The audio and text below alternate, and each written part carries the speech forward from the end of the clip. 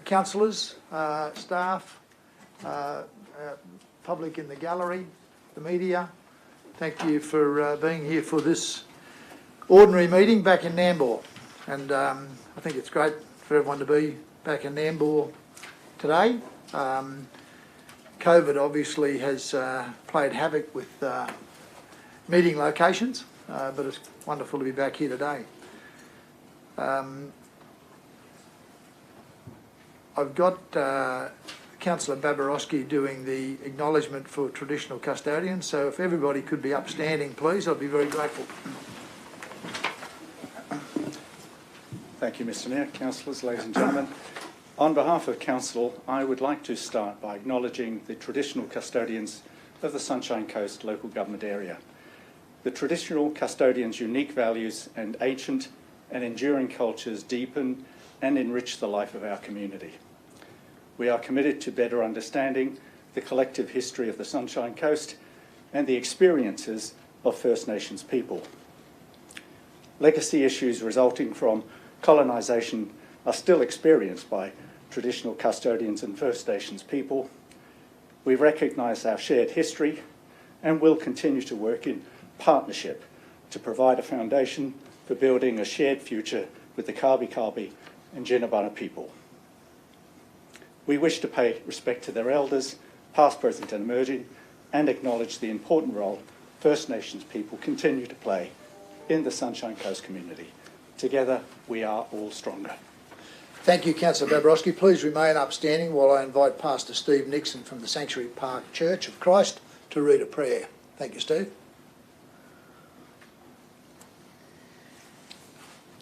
Good morning, everyone. My name is Stephen Nixon from the Sanctuary Park Church of Christ, and I represent the Nambour Ministers Fraternal. Just wanted to say right up, just thank you for your work, especially through these difficult and challenging times. With the Commonwealth Games just about due to start, I was reminded of Nicola McDermott's silver medal winning performance at Tokyo. She had a practice of writing a verse or an inspirational thing on a wrist or in a book before her turn. And one of the verses she had was written from 2 Timothy 1 and verse 7, and it says, "For God gave us a spirit not of fear, but of power and love and of a sound mind." I thought that's a good verse to leave with you at this time as we wrestle with many responsibilities which some cause anxiety. This verse also speaks about love for those we serve, and it also speaks about seeking wisdom from God above. Let's pray. Heavenly Father, thank you that you are the all-wise God who gives generously to those who ask. I pray for each person here today and for this meeting. You know the issues that they are wrestling with and the things that are on the agenda. I pray that you'll guide and direct them and grant to them your wisdom. We pray for all those doing it tough through this time. Show us how we can make a difference to their lives and for the ways in which we can care for them. I pray for those in this shire that have lost loved ones recently. May they know your comfort and strength.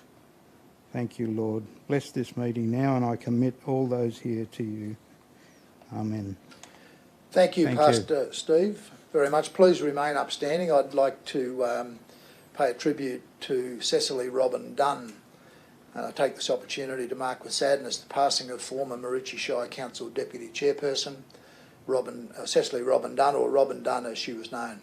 First elected in 1988, Robin Dunn represented Division 2 for 2 terms and was a talented jeweller, painter and author, writing and publishing a history of the Moreton Sugar Mill in 1997. With a passion for environmental preservation, she was instrumental in the development of the Maroochy Wetland Sanctuary, now a vital part of our award-winning Blue Heart. So we pay tribute today to Robin Dunn, her advocacy and her legacy here on the Sunshine Coast. Please be seated.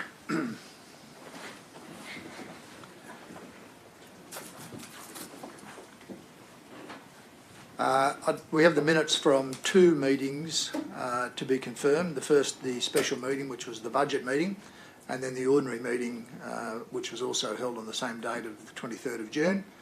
So if I can have someone to move those separately, I'd be grateful. Councillor Hungerford to move the budget. I second Councillor Natoli. All those in favour of receipt? Thank you, that's unanimous. And the ordinary meeting of 23 June. Councillor Law, thank you. Seconded Councillor Natoli. All those in favour of receipt? That's carried unanimously. Thank you.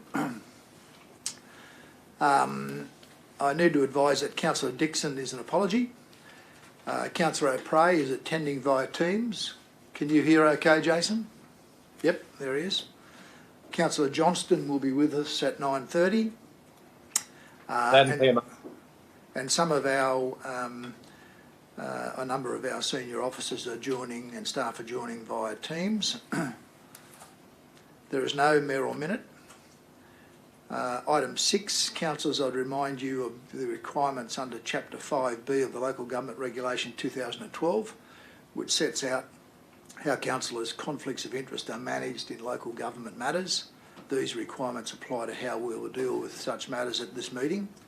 So if you have a prescribed conflict or a declarable conflict of interest, please raise that before the item is dealt with.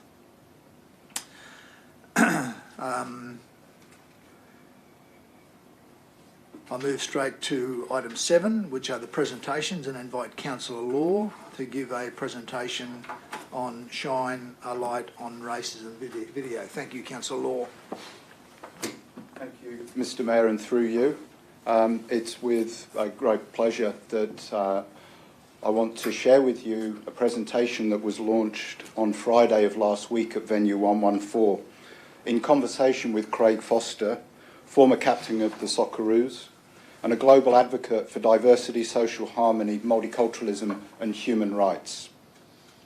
Shine a Light on Racism is a collaboration between the Multicultural Action Group, the Community Strategy Leadership Group and the Community Development Team from Council.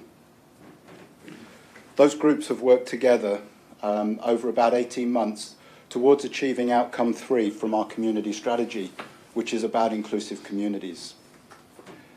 Shine a Light on Racism features freely available resources and information and marketing content that is not branded specifically to the Sunshine Coast Council, but it is available for all of us to use at home, in our workplaces, in our community groups, our sport groups, wherever we want to share and shine a light on racism to do the work. Most importantly, the campaign has 7 patrons who are important members of our local community here on the Sunshine Coast.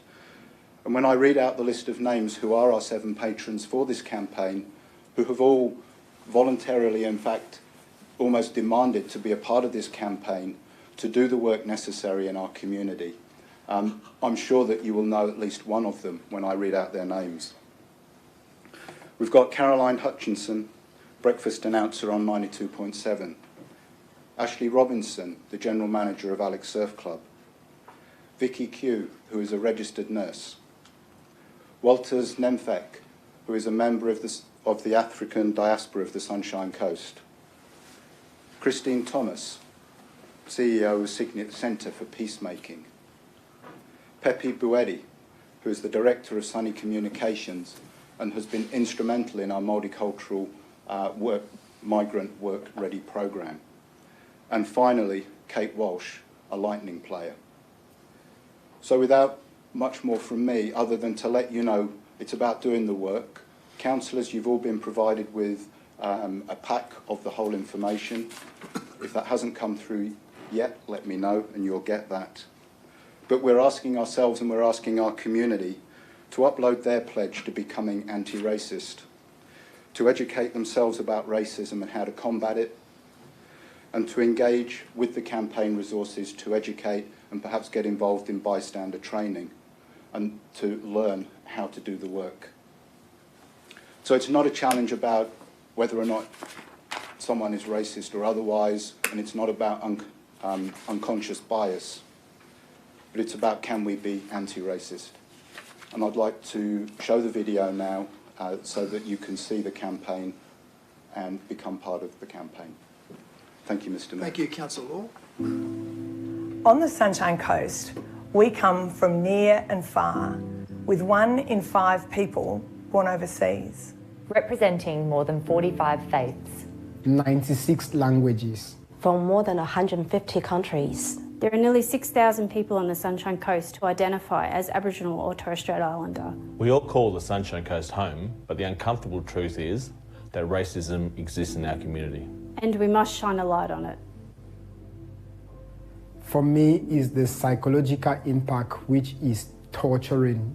When I was a student, I was pointed to my nose and said, "Chinese pig, go back to China." I've had to train myself to smile so that I can stay in relationship with the other. Only in relationships can we create change. It might not be everyone's experience, but it is everyone's responsibility. Racism has deep impacts, economically, psychologically and socially. As a proud Waka Waka woman, I have seen racism impact on myself, my family and my community in really harmful ways. Racism hurts. And it is never okay. So it is up to all of us to do the work. Educate yourself and others. Call it out. Become an ally. Step up. And do the work To shine a light on racism.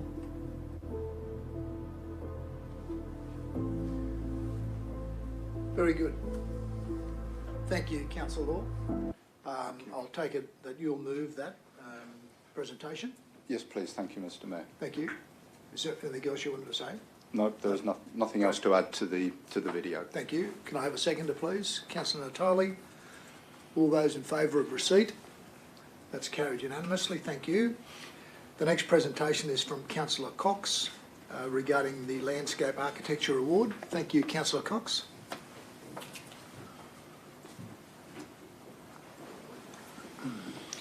Yes, good morning, Mr. Mayor and councillors.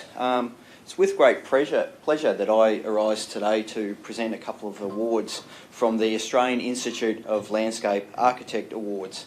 And I'm delighted actually to announce that the Nambour Forecourt, which is just outside this building, we had the latest revamp, and it has taken out not only 1 but 2 awards in that category, as well as the Sippy Downs Drive infrastructure upgrade. The Nambour Forecourt Revamp received the award for Landscape Architecture Award for Small Projects, as well as the Regional Achievement Award for Sunshine Coast. This project introduced bespoke shelters, a pop-up of forest trees and long tables, increased lawn and vibrant murals, which help transform the forecourt space into a place where people can relax, dine, play and perform. And I'd just like to acknowledge fellow councillor David Law as the divisional councillor involved with this project. We also won an award for the Sippy Downs Drive Boulevard and Gateway project. It won the Landscape Award for Infrastructure after a close collaboration between council's design and project delivery teams, transforming a relatively standard road widening project into a bushland boulevard. The road upgrade received social and environmental outcomes it focused on social and environmental outcomes by prioritising pedestrians and native vegetation, significantly improving that road corridor, and was recognised for demonstrating successful integration of landscape values contributing to future sustainability. I'd also like to just recognise and acknowledge Councillor Dixon as the divisional councillor involved in the project. So both of these projects will now go to the National Institute of Landscape Architecture Awards, which will be announced on the 14th of October. And so we're wishing both teams all the best of luck at those national awards. So congratulations goes to Dan Jones, Chris Strafford-Smith and Sean Bately for their involvement in the project for the Nambour Forecourt Revamp, and all 3 are here today by the looks of things.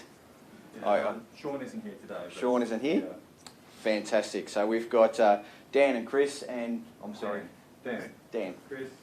Oh, and Ryan's there, sorry. Yeah, for the next project. Margot's behind me.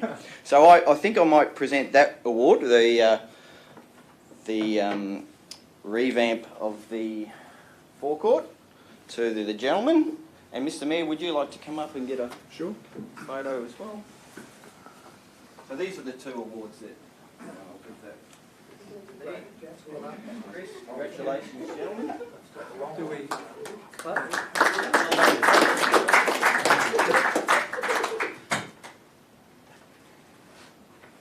Well done. Congratulations, gentlemen. Great job.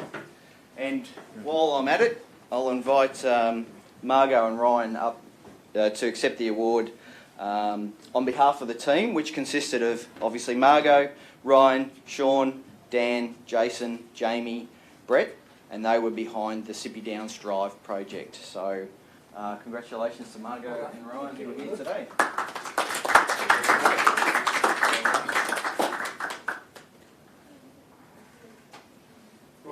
Fantastic job, guys. Well done. Very much.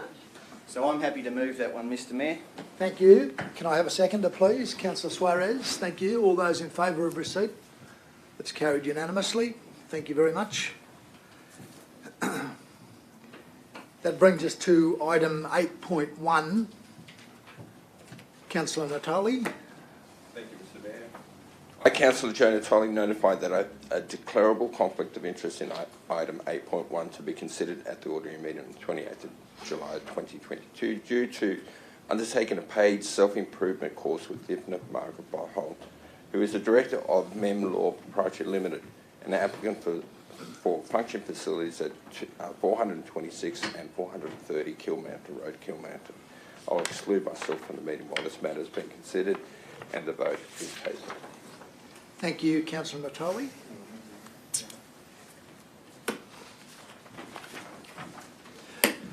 Councillors, under section 150 EQ bracket 3 bracket C of the Local Government Act 2009, I wish to notify you that I may have a declarable conflict of interest on item 8.1, development application for function facility at 426 and 430 Kiel Mountain Road, Kiels Mountain, to be considered at today's ordinary meeting. As previously notified to Council, I received the following electoral donations in 2012 from Andrew Stevens, who is the Managing Director of the Project Urban Proprietary Limited. On the 3rd of January 2012, I received a donation of $380, and on the 3rd of February 2012, I received a donation of $570, a cumulative total of these donations of $950. Each of these electoral donations were received well outside of my relevant term as a councillor and are therefore not a prescribed conflict of interest. In relation to Mr Stevens' interest in the development application, which is the subject of agenda item 8.1, it's my understanding that Project Urban, of which Mr Stevens is the Managing Director, is the planning consultant to the applicant. I have no ongoing relationship with Mr Stevens, Project Urban, or its associated entities beyond having received electoral donations in 2012. Further, I note that when I informed Council of this interest at the ordinary meetings on the 22nd of July 2021 and the 24th of March 2022 in relation to two other development applications at different locations, Council resolved that I could participate in the discussion and the decisions relating to those matters. On the basis of what I've outlined, I have formed a view that I can appropriately manage any conflict, should it exist, and that I can impartially make a decision in the public interest on the matter of which is the subject of agenda item 8.1. In the interim, I'll hand over to the Deputy Mayor to take us through that process. Thank you, Councillor Babarowski. Thank you. Thank you, Mayor. Thank you, Mayor Jamieson, for your declaration. Councillors, in accordance with section 150 ES3BI of the Local Government Act 2009, I now call for a councillor to move that Councillor Jamieson either stay or leave the chamber for the duration of the discussion and decision on this matter. Just to remind you, councillors, should the majority decide it is in the public interest for the councillor to stay in the meeting for the duration of this matter, reasons for this decision will need to be recorded in the minutes. So someone to move to stay. To stay, and item 4, the interest is not considered to be sufficient to undermine the ability of the councillor to perform an impartial, sorry, it's just moved, impartial view and exercise their vote in the public interest. Thank you, Councillor Cox. Councillors, any questions? Question, Councillor? No, you're seconded. So seconded. Thank you, Councillor Hungerford. Any questions? No questions? No debate on, it's just questions on these issues. Councillor Hungerford. Thank you for that, but we'll just vote on the Mayor to stay. All those in favour? Councillor O'Prey, that's unanimous. Thank you very much, councillors. Hand the chair back over to the Mayor. Thank you, Councillor Babarowski and councillors for that decision. We'll now move to item 8.1, which is the development application for function facility at 426 to 430 Kiel Mountain Road, Kiels Mountain. And I throw to Jeff Dodd. Thank you, Jeff. Good morning, councillors. The application proposes a material change of use of premises to establish a function facility at 426 and 430 Kiel Mountain Road. The subject site is located in the rural zone, where a function facility is a potentially consistent use. There is an existing MCU approval on the site for nature-based tourism and short-term accommodation.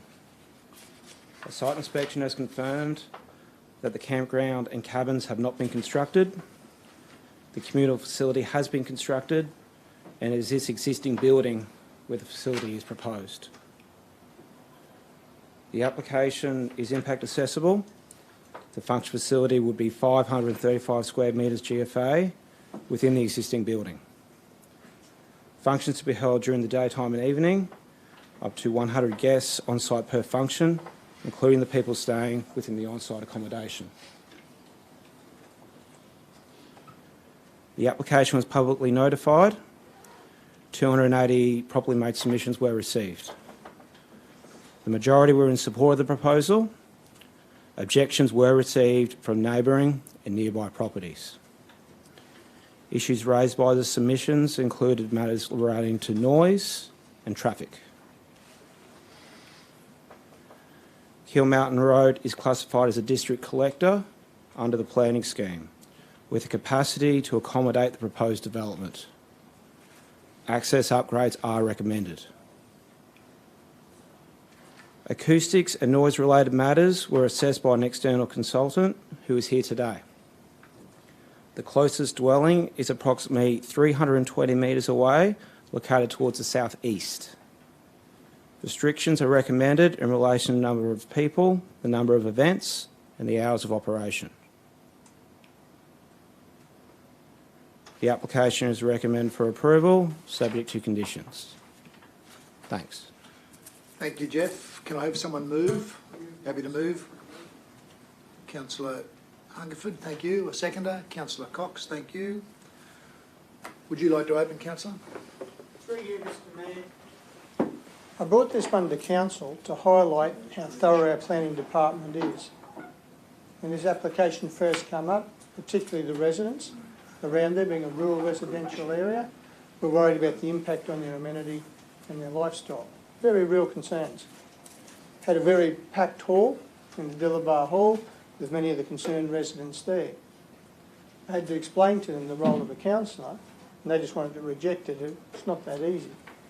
We have State Planning Act 2016, Planning Regulation 2012, and the South East Queensland Regional Plan. They're at the top. Then our town plan comes under that, and our town plan has to represent the provisions of those planning instruments. What I encouraged the residents to do was to put their submissions in with their concerns so planners can take them up. I explained that pro forma ones are not as effective as personal ones, and put in your own words what your concerns are. The residents did that. To give some background, the application seeks approval for a development permit for a material change of use premises to establish a function facility. The function facility will be located with the existing building and an extended use for the approved communal facility associated with the existing short-term accommodation and nature-based tourism use. There's already approval for cabins and tent sites. There's an auxiliary use in addition to that.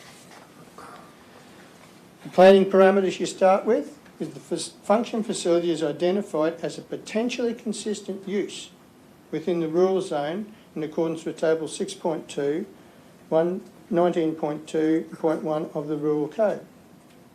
That's the starting point for the planners.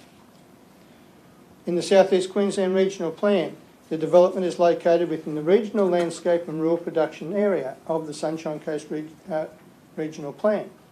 Having regard to the regional plan, the development is consistent with the outcomes expressed and sought to be achieved by the South East Queensland Regional Plan. And we've got our town plan as well and the provisions there. This is the planner's starting point. I'm bringing this up today to highlight to the community out there that your concerns are not ignored. It's not a waste of time putting the submissions in, and it gives the planners the resource to look at the issues that need to be looked at and further information requests to the applicant and what specialist advice you need in making that, in placing proper and relevant conditions to mitigate those. And that's the important point I'm making to the community. Now, to go through those actual conditions that addresses the very points the residents were bringing up as their major concerns, and I bring this today to highlight how effective that has been done.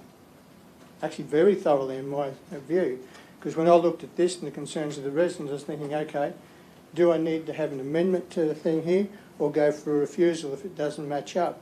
But I was so impressed by the quality of the conditions and the amount of thoroughness that went into this, and I bring it here today to highlight that so the community can have confidence the council takes them seriously. The function facility on the premise is restricted to a maximum of 100 guests on the site at any one time, and that includes the cabins and camping areas. Because I think there's up to 54 there, from memory. The maximum of one function per week is permitted to occur at the premises. Functions must not occur on a gazetted Queensland public holiday or on a Sunday unless followed by a gazetted Queensland public holiday. To the scale of this and the frequency, that is to reduce the impact on the neighbouring residents. A maximum of 40 functions per year are permitted to occur at the premises. That's reducing the impact again. Functions are limited to the hours of 7 a.m. to 10 p.m. except for the guests permitted to stay overnight within the approved accommodation approved on the premises. And remember this, the 100 includes those. Very low impact. The operational management plan must be provided to all clients prior to them making a function reservation. So it has to be clearly articulated how this is going to be managed. The maximum number of guests permitted on site, the operating hours and curfews, the accommodation providers where a door-to-door bus service can be made available for guests staying at these establishments, use and management of outdoor areas not to cause noise or nuisance. Councillor Hungerford, can I get an extension for you? Someone move, please. Councillor Suarez, seconded Councillor Landsberg. All those in favour? That's carried unanimously. Yes, Jason, carry on, Councillor. The operator on-site manager must be on the premises at all times while the function is occurring, including the day and night of the event. That's so there's someone there to respond to if things aren't being met. Very positive. Except in the case of a lawful rural or emergency purpose, or unless otherwise approved, helicopters or other aircraft must not land or take off from the property at any time. I remember one of the residents was very concerned about that one. And fireworks and lasers are not permitted at any time. Very sound conditions. Now, council engaged an external acoustic specialist, MWA Environmental, to undertake a peer review of the acoustic assessment requirements for this application. All the findings of the peer review have been accepted and included as recommended conditions for the approval. Very thorough. Now, the acoustic measures include constructing a sound lock at the doors to veranda 2, generally in accordance with the design shown. Operating the functions facility such as a level of noise to any off-site sensitive receptor does not exceed 30 dBA. That's very low. You get that from your normal home. And amplified music or entertainment must not occur outside of the function facility building at any time. All windows and doors, excluding veranda doors, must be kept closed at all times when amplified music is being played inside the function facility building. So I brought this to Council today to highlight that. And what I want the community to understand out there is Council and our planning department do take these things seriously. Community concerns are there. Some people feel that it's ignored and they're not listened to. I did this today to highlight that it is, and we take it very seriously and we go for the best outcome possible. Our planners, what they do, 3-4 years in their studies to become a planner, to get their degree, and we have some very good officers there and I've been very impressed. And I wanted to make that point today and to assure the community out there they are taken seriously and they are listened to. Because this is most often done under delegated authority and people do not see the outcome. And I think it's important that we share with the community that they are valued. So, Mr Mayor, I'm quite happy to move this and see this as a very positive thing going forward. Under planning law, applicants do have the ability to appeal any conditions. I would hope in this instance they do not, in the spirit of cooperation and goodwill with their neighbours. Respect this and it's a great outcome for everyone. Thank you. Thank you, Councillor Hungerford, very much. Can I go to Councillor Landsberg, please? Thank you, through the Chair. And I'd just like to congratulate the Divisional Councillor on bringing this application to Council. It's an extensive report and well detailed. I did raise a question for additional information. I'd like to thank the officers for that in regards to bushfire management, and that was in regards to the site report that this facility sits within a high bushfire hazard area. The only question I just wanted to ask is the on-site water that actually is on-site. I know there's a dam there as well, but will there be pumps that need to be installed for any further sort of bushfire hazards or fire protection? Through the Chair, I understand it's a standard requirement of the building approval that there be sufficient water on site. The site inspection has confirmed there is a dam there, and the building approval would require there be pumps to be available to help with the firefighting. Okay, thank you. Thank you, Councillor Landsberg. Councillor Cox. Yes, thanks, Mr Mayor. Through you, I also just wanted to echo Councillor Hungerford's comments in relation to the thoroughness of this planning report, and just wanted to thank the team and especially Mr Dodds for presenting today. I also just wanted to comment on the thoroughness of the external acoustic report that was provided as one of the attachments to the report. I think Mr King's here somewhere. There he is. Thank you for being involved and giving your sort of expert technical advice in relation to this matter. I also just wanted to thank, it probably goes through to yourself, Patricia. It's very hard for councillors when we're looking at these particular items in a 2D format. And I just want to thank, I raised some concerns last week about topography, and I noticed in the additional information there was provided the topography sort of map, as well as a thorough sort of array of photos, which just reinforced in my mind the appropriateness of this particular site and this application and use. So I just wanted to say well done. I found that extremely useful, and I'll be supporting this here today. Thank you, Councillor Cox. Councillor Babarowski. Thank you, Mr Mayor. And again, I'd like to acknowledge Councillor Hungerford's acknowledgement of how difficult these ones can be, particularly when you've got rural communities that place a very high value on their amenity, their quiet amenity. So these can be quite challenging. And I did ask myself how reasonable would it be to expect the operational management plan to hold. And if I may, I wouldn't mind perhaps one of the staff or our acoustic engineer just to reassure us that the building is suitable to hold those functions without the doors and windows being open during the amplified music. Because it's such a beautiful setting, I would have thought it surely must be tempting to spill out of the building into the grounds. But if my understanding is that you've taken that into consideration, the design of the building is sufficient. Certainly, through the Chair. So, as part of my assessment, I've been to the site and inspected the building, as well as asked for further information from the applicants as part of their noise assessment. So in the context, this building is a relatively new building. It's a timber building, commercial grade windows and doors.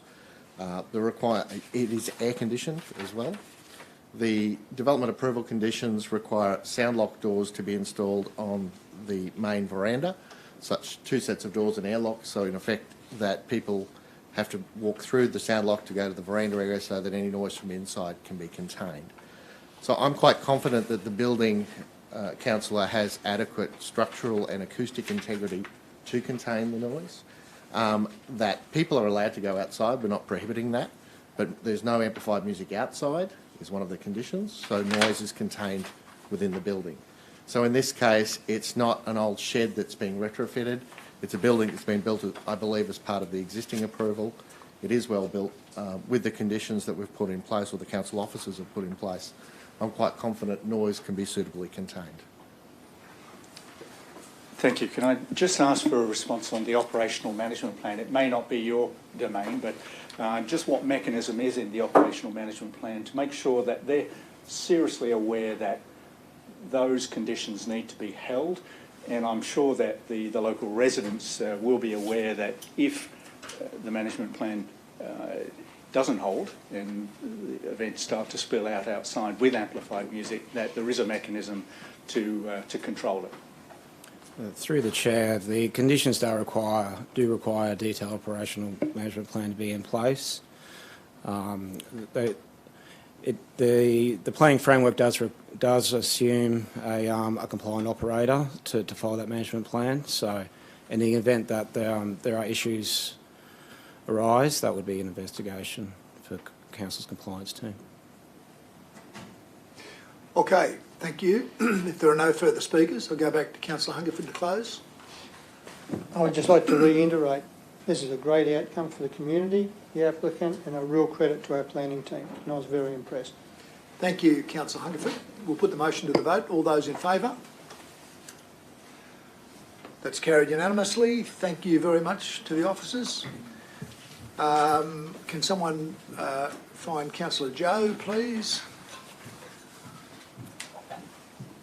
And we'll get set up for our next item, which is 8.2, the Organisational Zero Net Emissions Plan, which will be led by Gillian Smith and Dave Moore, who will be joining us right now.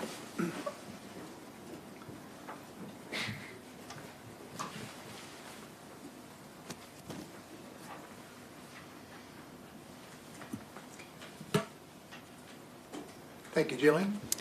Good morning, Mr Mayor and councillors.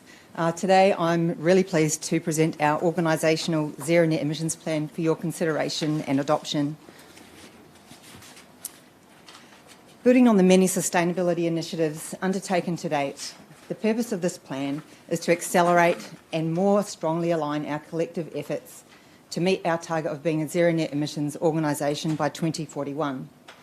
Although this plan had its genesis in the Environment and Livability Strategy, it is a plan for the whole organisation.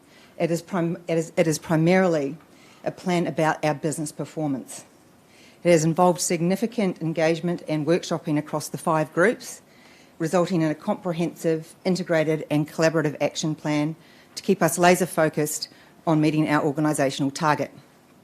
This emissions reduction plan is a core component of our broader climate change response to manage and reduce our climate and disaster risk. It demonstrates our leadership to play our part in the global effort to reduce emissions in the critical decade for action, and delivers on a priority of the November 2021 Climate Emergency Resolution. The plan is strongly aligned to our corporate vision as Australia's most sustainable region. It delivers on many of our corporate goals and strategic pathways, and demonstrates our commitment to our UNESCO biosphere by contributing to 7 of the Sustainable Development Goals. The process to achieve zero net emissions is based on following a series of well-established steps to ensure robustness, accuracy and validity. Zero net emissions, or net zero or carbon neutral, refers to achieving an overall balance between the quantity of greenhouse gas emissions produced and the amount removed from the atmosphere. In preparing for this plan, Council has set an emissions target. It's determined the emissions greenhouse gas footprint, which we've been measuring and reporting on since 2015 via the Organisational Environmental Sustainability Report. In the 2021 financial year, Council's emissions footprint was developed in accordance with the National Climate Active Standard. By aligning to this standard now, Council is positioning itself, when ready, to be certified as a zero net emissions organisation. We've defined our operational boundary. This is determined by identifying those asset types or business operations that are under the full control or influence of Council. We've projected our emissions and ensured our emissions reduction pathway has been developed based on a science-based targets approach, aligning with the goals of the Paris Agreement to limit global warming to well below 2 degrees and preferably 1.5 degrees above pre-industrial levels. And we've identified a series of actions through this plan to be implemented. The process to reach our target is iterative, meaning there needs to be continuous measurement, monitoring and refinement in our response to our changing emissions footprint and ongoing reduction initiatives. It's not a one-off exercise and will require coordinated, deliberate and intentional focus that is consistently applied over the next 5, 10 and 20 years.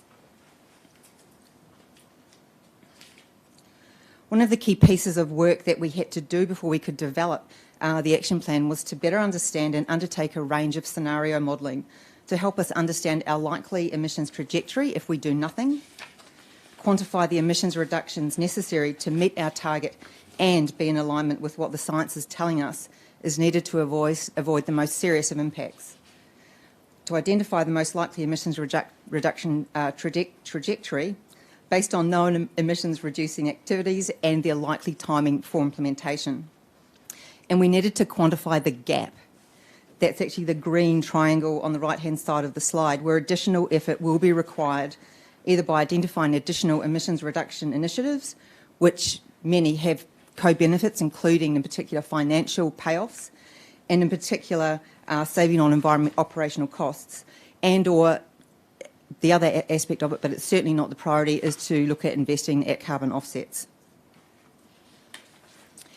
The Zero Net Emissions Plan is divided into two parts. Part A sets the context and strategic direction by outlining what is meant by zero net emissions, our commitment, and how we're going to achieve our emissions target. Part B is the implementation plan, which identifies a suite of priority actions and tasks under 6 focus areas to deliver a comprehensive and integrated approach to emissions reduction right across the organisation. Council's zero net emissions ambitions, our interim targets, action planning and associated success is fundamentally a change management process whereby our response must be embedded into governance systems and decision making and supported by a strong culture for change. The other key focus areas in the plan are based on the major emission sources that contribute to Council's organisational greenhouse gas footprint, and are waste, which focuses on a transition to being a zero waste organisation by supporting a circular economy, emissions reduction activities and innovative approaches to waste recovery. Electricity, which covers a range of actions including the use of 100% renewable energy supply by 2030 or before, and progressing a systems-wide integrated approach to renewable technologies, including distributed energy, electric vehicles, EV infrastructure, electricity peak demand management and improved efficiencies. Transport by driving actions that optimise fuel efficiency and the transition to renewable sources for our fleet and plant equipment. Via our supply chain by ensuring we incorporate sustainable procurement and circular economy principles into our purchasing and contracting processes. And lastly, buildings and infrastructure, setting the operational direction to implement system-wide design that supports zero net emissions, integrated renewables, operating efficiencies and climate responsive design into the construction and operation of council buildings. To assist in achieving our 2041 target, the implementation plan includes a series of interim targets needed to monitor and keep us on track, actions and tasks over a 5-year time frame for implementation. It is intended that the plan will be reviewed and updated annually to maintain relevance and currency via a rolling 5-year implementation timeframe. does have cost estimates. The breakdown of costs have been categorised into low, medium and high, and over a 5-year period, and replicates the method used for environmental livability strategy implementation. And it identifies the lead branch that has the clear responsibility for delivering on the specified task or action. While this plan sets out actions to be delivered over the next 5 years, additional initiatives will be required to be identified and implemented to meet both our 2030 and 2041 targets. To determine how we're tracking, the plan will be measured, monitored and analysed and reported on annually via various corporate reporting processes. It is envisaged this reporting will in turn be used to set emissions reduction targets for the coming financial years to ensure investments and budgets are focused on achieving the interim targets over time.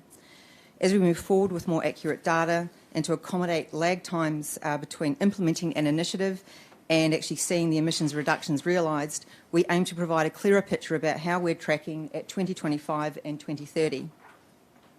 As we implement the measures in the Zero Net Emissions Plan over time, we do expect further reductions to be realised, and we'll actively look for other emissions reducing opportunities as new technologies and products are developed and become financially competitive and viable. Councillors, it is my pleasure, and I do recommend that you receive and note this report and adopt the attached Zero Net Emissions Plan 2022. Thank you. Thank you, Gillian. Someone to move? Councillor Suarez, thank you. Seconder? Councillor Law, thank you. Would you like to open, Councillor? Thank you, Mr Mayor. The vision to achieve a target of zero net emissions is not new to this council. As Gillian outlined, we had a report from 2015 where I think was the first measurement that we did. And I want to acknowledge the valuable work that has been done by council staff, particularly yourself, Dr Dave Moore, Bill Hadrill, Warren Bunker, and there's many other council officers who have been involved since that journey began in 2015. We should also acknowledge the support given to this work by the previous council, of which 6 councillors remain here with us today, by endorsing the Environment and Livability Strategy in 2017, which set a zero net emissions target for 2041. So thank you to the returned councillors and the previous councillors for that. Councillor Law, in November 2021, brought forward a notice of motion to this council to acknowledge the 6th assessment report of the IPCC and recognise that we are in a state of climate emergency and that this requires an urgent and sustained response. Essentially, it was a kickstart to ensure this council got on with the job. This organisational zero net emissions plan is one of 3 components of council's response. The other components include the climate risk management, which means embedding the climate risk responses across the activities of every department in council, and also partnering with our neighbouring council, Noosa Council, to align our actions across the border. Community readiness is the other area, and that's where we're encouraging industries and businesses to also get on board and look at how they operate their businesses to reduce their emissions. And we want to provide leadership and support to enable residents to undertake their own efforts. Gillian Smith has just outlined the way this plan will focus on doing as much as possible in this decade, and thank you for that comprehensive presentation.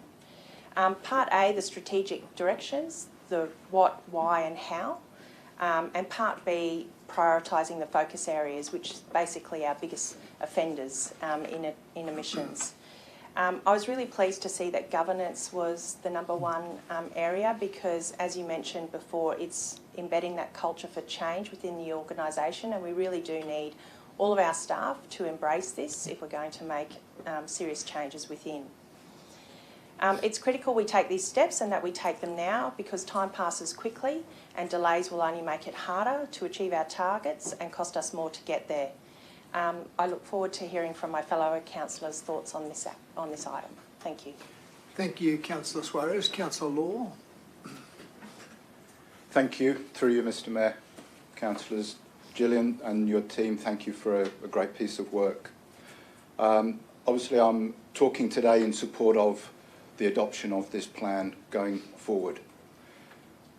There's a proverb that says the best time to plant a tree was 20 years ago, and the second best time is today, or in my case, yesterday, at a tree planting to celebrate National Tree Day here in Nambour at Gulangung Reserve. But also, the best time to have done this plan and started this work was also 20 years ago. The second best time is today. Fortunately for us, we got started in November of last year. And thank you for the work done to develop the plan and the strategy so that we can get going and start the vital work for the urgent decade ahead of us to achieve and work towards, we won't achieve it yet, but to work towards zero net emissions.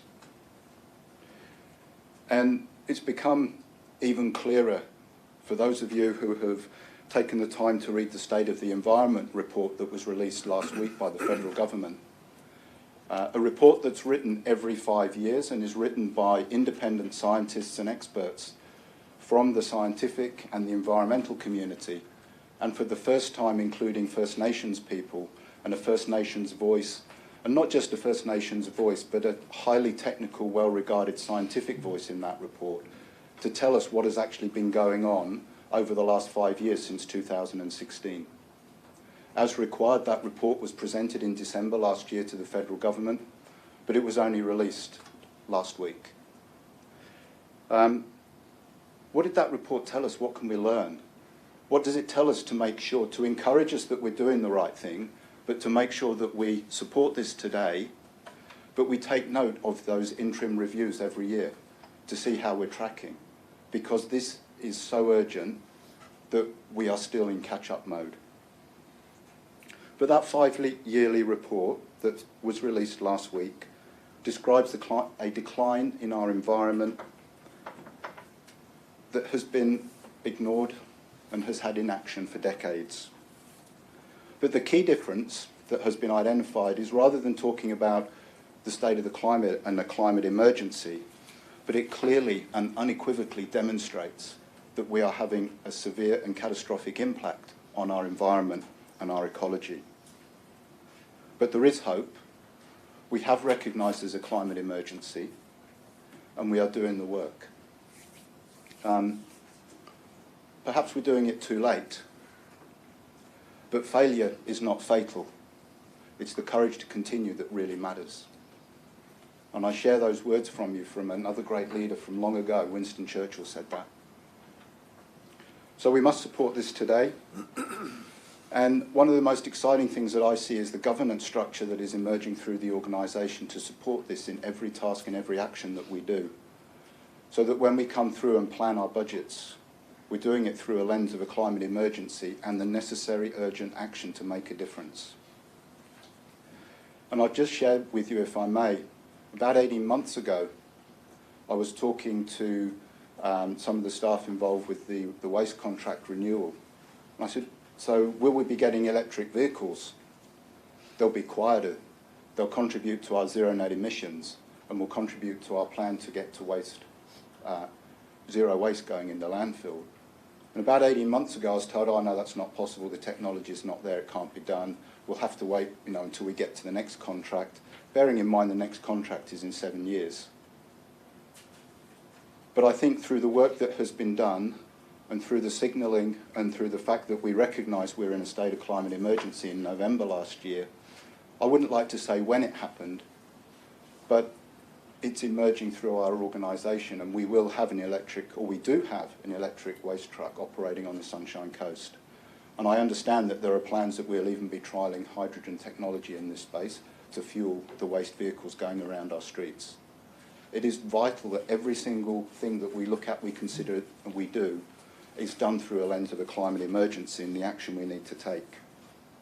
But we need to send a united and a clear signal, not only to the council organisation, but to the whole community, that this is what needs to happen for our future. Do you need an extension, Councillor? Yes, please. Thank you. Someone moved. Councillor Suarez, seconded. Councillor Hungerford. All those in favour? It's carried. Carry on, please. Thank you, councillors. I appreciate that. And it was probably the last time speaking on this topic that I required an extension, so thank you for your indulgence. We'll often hear in these discussions in this chamber and our Caloundra chamber that we must protect our lifestyle. If we don't do this work, there'll be no lifestyle that is needing to be protected. It is that urgent, it is that important. Because in 70, 80, 100 years, if we don't do this work and if we do not make significant process to turn around the global warming, to turn around or to get emissions reducing, we will not have a lifestyle worth protecting. In fact, we'll not have somewhere to live. But I just want to share, we have done, as Councillor Maria mentioned, a huge amount of amazing work over the years. But it's this piece of work that has the urgency and must be done now. And I want to recognise the Blue Heart. And the fact that the Blue Heart is there is a huge contribution to what we need to do. We have a massive conservation estate. We've created a CHAS. Recently, we were recognised as a United Nations biosphere. We have an environment levy to support what we're doing, and we need to work really hard to protect our environment. And a key part of that work will be protecting the interurban break and mobilising our community to support us to do that. Why might we need to do that? Well, the State of the Environment report that was just released has noted that mature forest clearing throughout Australia in the last 30 years has removed land cover the size of Tasmania. 6.8 million hectares has gone in the last 30 years. Had that still been there, our environment and our climate would be in a much better position. But it's not, it's gone, we have to be careful. Also from the report, Australia has allowed the extinction of more mammals than any other continent in the world. Since 2016, the last report, 8% of animals have moved on to the threatened list. And Councillor Winston, the work you have done around invasive weeds and species. In Australia, we now have more non-native plant species than we do native ones. So clearly we've got a lot of work to do. We're doing really well. And the fact, I believe, that we have got this we are considering this today, and we are sending a clear message, means that the rest of our community know what we're doing. We've attracted $4 million to a plan to replace our street lighting into LEDs. We've attracted $2 million and another $1.5 million to support the ongoing recovery of our blue carbon ecosystem because of the Blue Heart, because of everything that we're doing. So while this is just one thing, it's not the only thing, and we need to do everything involved. So I commend the Council for getting to this point, and I urge you all to support this strategy going forward. But remember, this is the start line. This isn't the finish line if we adopt this today, it's only the start line. Unfortunately for us, the starting gun went off about 20 years ago. But we're getting going now, and I urge a united support for this motion today. Thank you, Mr. Mayor. Thank you, Councillor Law. Councillor Cox. Thanks, Mr. Mayor. Look, I'm quite proud of being a Sunshine Coast councillor. Clearly, we've been on this journey for a little while, and I just wanted to touch on in the report. It talks about the establishment of the first local government owned and operated 15 megawatt solar farm, the early adoption of solar PV. We've been gas flaring at our landfill sites, especially down at Caloundra. We've also had the first airport in Australia to become carbon neutral. We've been developing a range of leading climate change adaptation and risk reduction initiatives. We've also just expanded the garden organic bin service from 40,000 to 85,000 households. We have EarthCheck accreditation for Venue 114. And of course, we've delivered on Australian best practice for building design for the new Sunshine Coast City Hall building in Maroochydore. So council's been on this journey for a long way, but I see this as obviously the next step, and I just want to also thank you for the work that's been done on the plan to date, because when I look at it and it's broken down into those focus areas, those 6 focus areas, it's really good for someone in our position to understand, well, what are the costs going to be, what are the benefits going to be, what are the timeframes, and you know, when you read through the strategic directions and then the implementation plan, it really sort of highlights, as Councillor Law said, the urgency. So when you see the emissions breakdown that's part of the report, and you see that waste is 72% of all of our emissions, and you sort of go, wow, that's, how do we rewind and fix, you know, 50 years of landfill capture, and how do we go about proving that? And this report goes a long way, I think, to understanding or helping the community to understand what the sort of targets and the course of direction will be. You know, things like the street lights, and Councillor Law's spoken about the change to LED. When you look at the fact that council-owned street lights through the electricity is around about 6%, and then the Energex-owned ones are about 5.5%. That adds up to a significant portion, you know, 11.5%.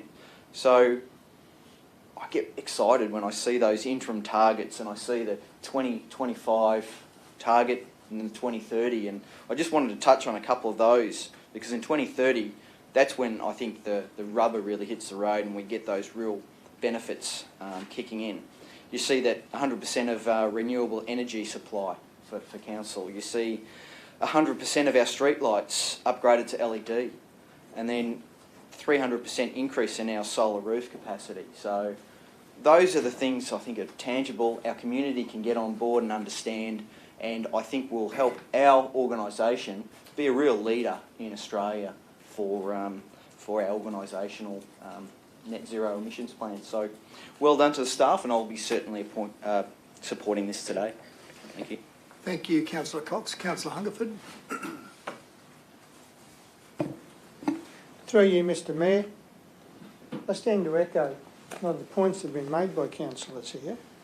And I think the important one for us to focus on is the fact that this council has spent well over the last decade working on these things. Others talk about it. We've actually been doing it, but we haven't been celebrating it enough.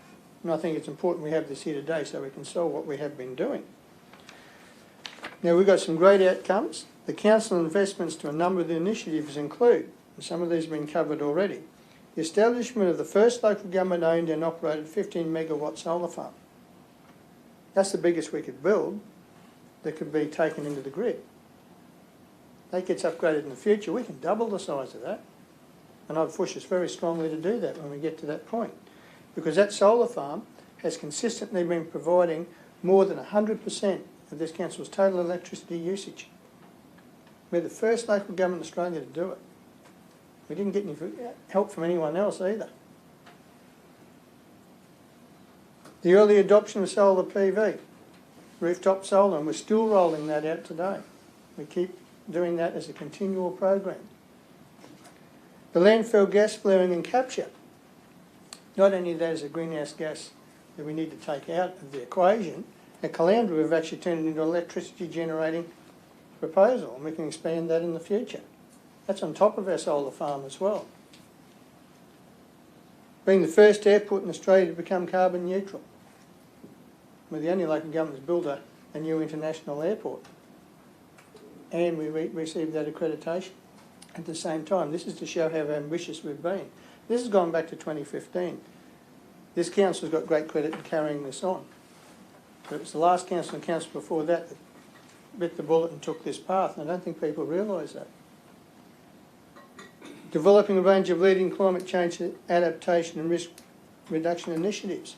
The Blue Heart's a major one, that's been mentioned before. We've also got our environment levy and buying significant tracts of land every year. We're locking that away, preserving it. The land loss that Councillor Law talked about Australia-wide in the last 30 years, the size of Tasmania. We're doing our bit to lock that away. And each year we do it consistently. The expansion of the garden organic bin, to get those organics out the waste site, because that's the biggest generator of our gases. So getting that out is very important. Not only that, We're planning for 2025 to go into the organics out of your kitchen waste, to go into that as well. Further getting that out of the landfill. This is all very ambitious. The EarthCheck accreditation for Venue 114. Now, the delivery of best practice for building design for the new Sunshine Coast City Hall building in Marichy. We've incorporated that into our new Civic Centre. All far-thinking stuff. We could have just gone with average, but we went all the way. We wanted to be the best and show the example, and that's what this council's doing. And let's look at our current budget. 400,000 for the upgrade of existing and installation of new rooftop solar. That's just in this budget alone. And from 2023-24 to 26-27, we've got further allocations each year to keep rolling that out. It's a continual program. We're not just resting on our laurels. This is continuous. Commencement of the upgrade of over 4,000 Rate 1 mercury vapour street lights to high efficiency LEDs. We've secured $4 million over 2 years through the Commonwealth's Local Roads and Community Infrastructure Program. Now, this investment will reduce energy consumption, and the result in the annual cost savings estimated approximately $700,000. It's on top of our solar farm, it's on top of our solar on the roofs and the gas flaring, generating electricity. We're actually pushing consumption down at the same time as increasing our output. And like I said before, going to the food organics, very important. Now, as part of the ongoing action, Council's environment and livability strategy sets a target to be net zero emissions organisation and low carbon community by 2041. And that's a big ask. Set yourself the goal and work towards it. Even if you don't exactly meet it, you're going to get somewhere in between. It's a lot better than where we are at the moment. And that's what we're doing. Aiming high and seeing how far we can get. Do you need an extension, Councillor? Yes, please. Someone move. Councillor Johnston, thank you. Cover seconder. Councillor Suarez, thank you. Those in favour? Carry on, Councillor. Thank you, Councillors. Now, Council has been measuring its greenhouse gas emissions and refining its emissions inventory since 2015. That's 7 years we've been working on this before it was even fashionable and a thing anyone else wanted to really look at because it was too hard. But we bit the bullet and we started then. Where we are today is a glowing achievement. And we're not stopping there. Now, Plan B in the implementation plan identifies a suite of priority actions under 6 focused areas. And those are governance, culture change, waste, electricity, transport, supply chain and building infrastructure. And when you look at the chart on what things generate the most, waste is the big one, 72.1%. That's why we're focusing on the FOGO and the organics and the gas flaring, because that's the big one. I actually was studying a council's selling their credentials on what they've done, and when I was going through the thing, I'm going, well, where's the waste? I couldn't see it. It's the big one. The other ones are small and easy to quantify, but waste, that's the big challenge. And I couldn't find it in that equation. So I said there's a glaring admission that you're not really meeting it. Streetlights, council owned and Energex owned. That's 11.5% of the whole equation. Supply, 13.7. Most people look at vehicles. That's only 2.7, but we're also working on that as well. But we're focusing on the big ones where it counts. And that's where we're making the gains. And the community can have faith that we set ourselves a big task. We're going to work as hard as we can to meet it there. But like I say, even if we don't exactly meet that aspiration, we're a lot better off than where we started from. And I congratulate us for doing that. And David bringing that forward and pushing us even harder all the time. But it's a big task and we've got a long way to go. But I believe we're going to get there. And this shows that we have been and we will. Thank you, councillors. Thank you, Councillor Hungerford. Councillor Babarowski. Thank you. Thank you, Mr Mayor. Councillors, I'd really like to acknowledge everybody recognising how complicated the task ahead of us is. And for me, one of the most important parts of this, having this plan, is to demonstrate just how serious you have to be if you're going to manage something as complex as your contribution to the ecology. And I think I share in acknowledging all of the past achievements and the commitment we now make through this plan to the role of leadership. And I think to some extent that's, to me, the most important part of this.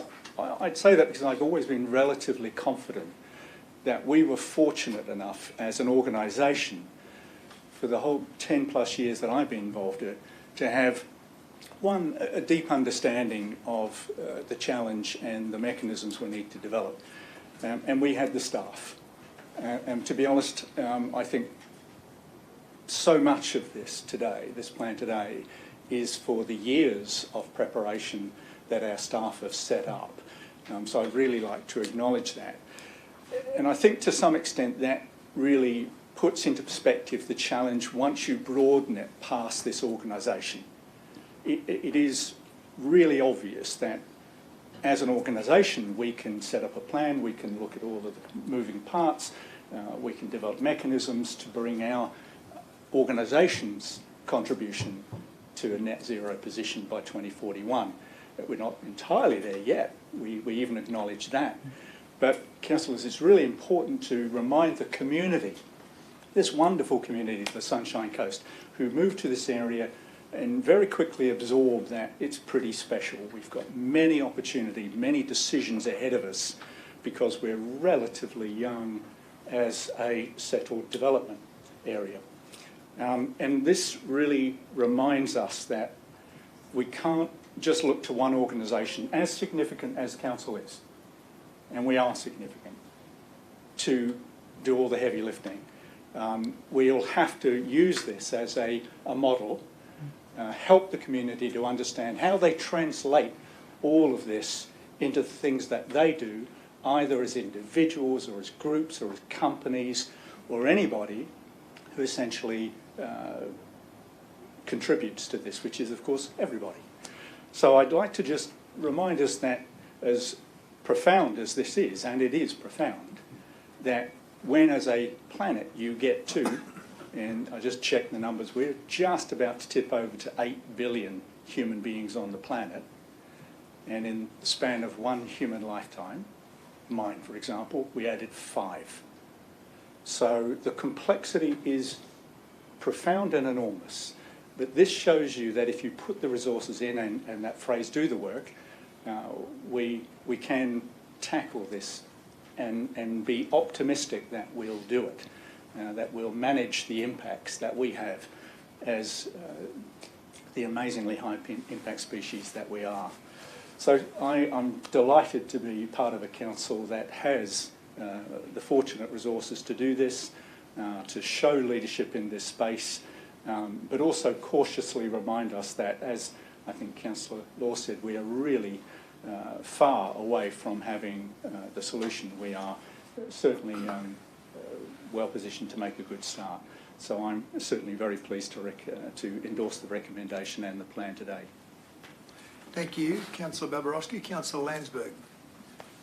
Oh, thank you, through the Chair.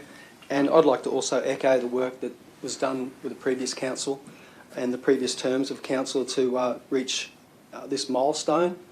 That's probably a good description of where we are at the moment with this zero net emissions plan. I did speak when we were originally talking about declaring a climate emergency and questions around obviously the cost to our economy and procurement. I know I'd like to thank staff that have taken a lot of those comments on board. I know from a budget that we're going to deliver this year is around $273 million in capital works. We provide so much work and opportunities for contractors on the Sunshine Coast, as well as being one of the largest employers. It's such a complex issue, and I know Councillor Ted has spoken about obviously the financial implications, and as we understand our carbon footprint, and especially carbon accounting, when we get into carbon offsets and sequestrations, and obviously looking at the benefits of our Blue Heart and our other works that we've done with our waste management facilities across the coast, we've got a lot of work ahead of us. But this does align with our RED strategy as we move forward to the future transition, especially with our high-value industries of obviously aviation agri-network business, and as well as our clean technologies. I'm obviously fully supportive of where we're moving today, and I look forward, obviously we all seem to be heading that direction as well, but it will be a road ahead, especially with comments from the federal government today with financial implications into the future. So some of those funding and grants that we may be relying on in the future may become sort of less available, but we've got a great financial team on board here at the council, so I'm sure we'll undertake that as well. Thank you. Thank you, Councillor Landsberg. Councillor Johnston. Thank you, Mr Mayor, and my apologies for being late this morning. My eye specialist wouldn't let me drive. I stand to endorse the words of the other councillors. I'd also like to thank the work of both Councillor Cox, Councillor Suarez as portfolio councillors, and Councillor Law, who continually brings this issue forward to the council and helps to advance it.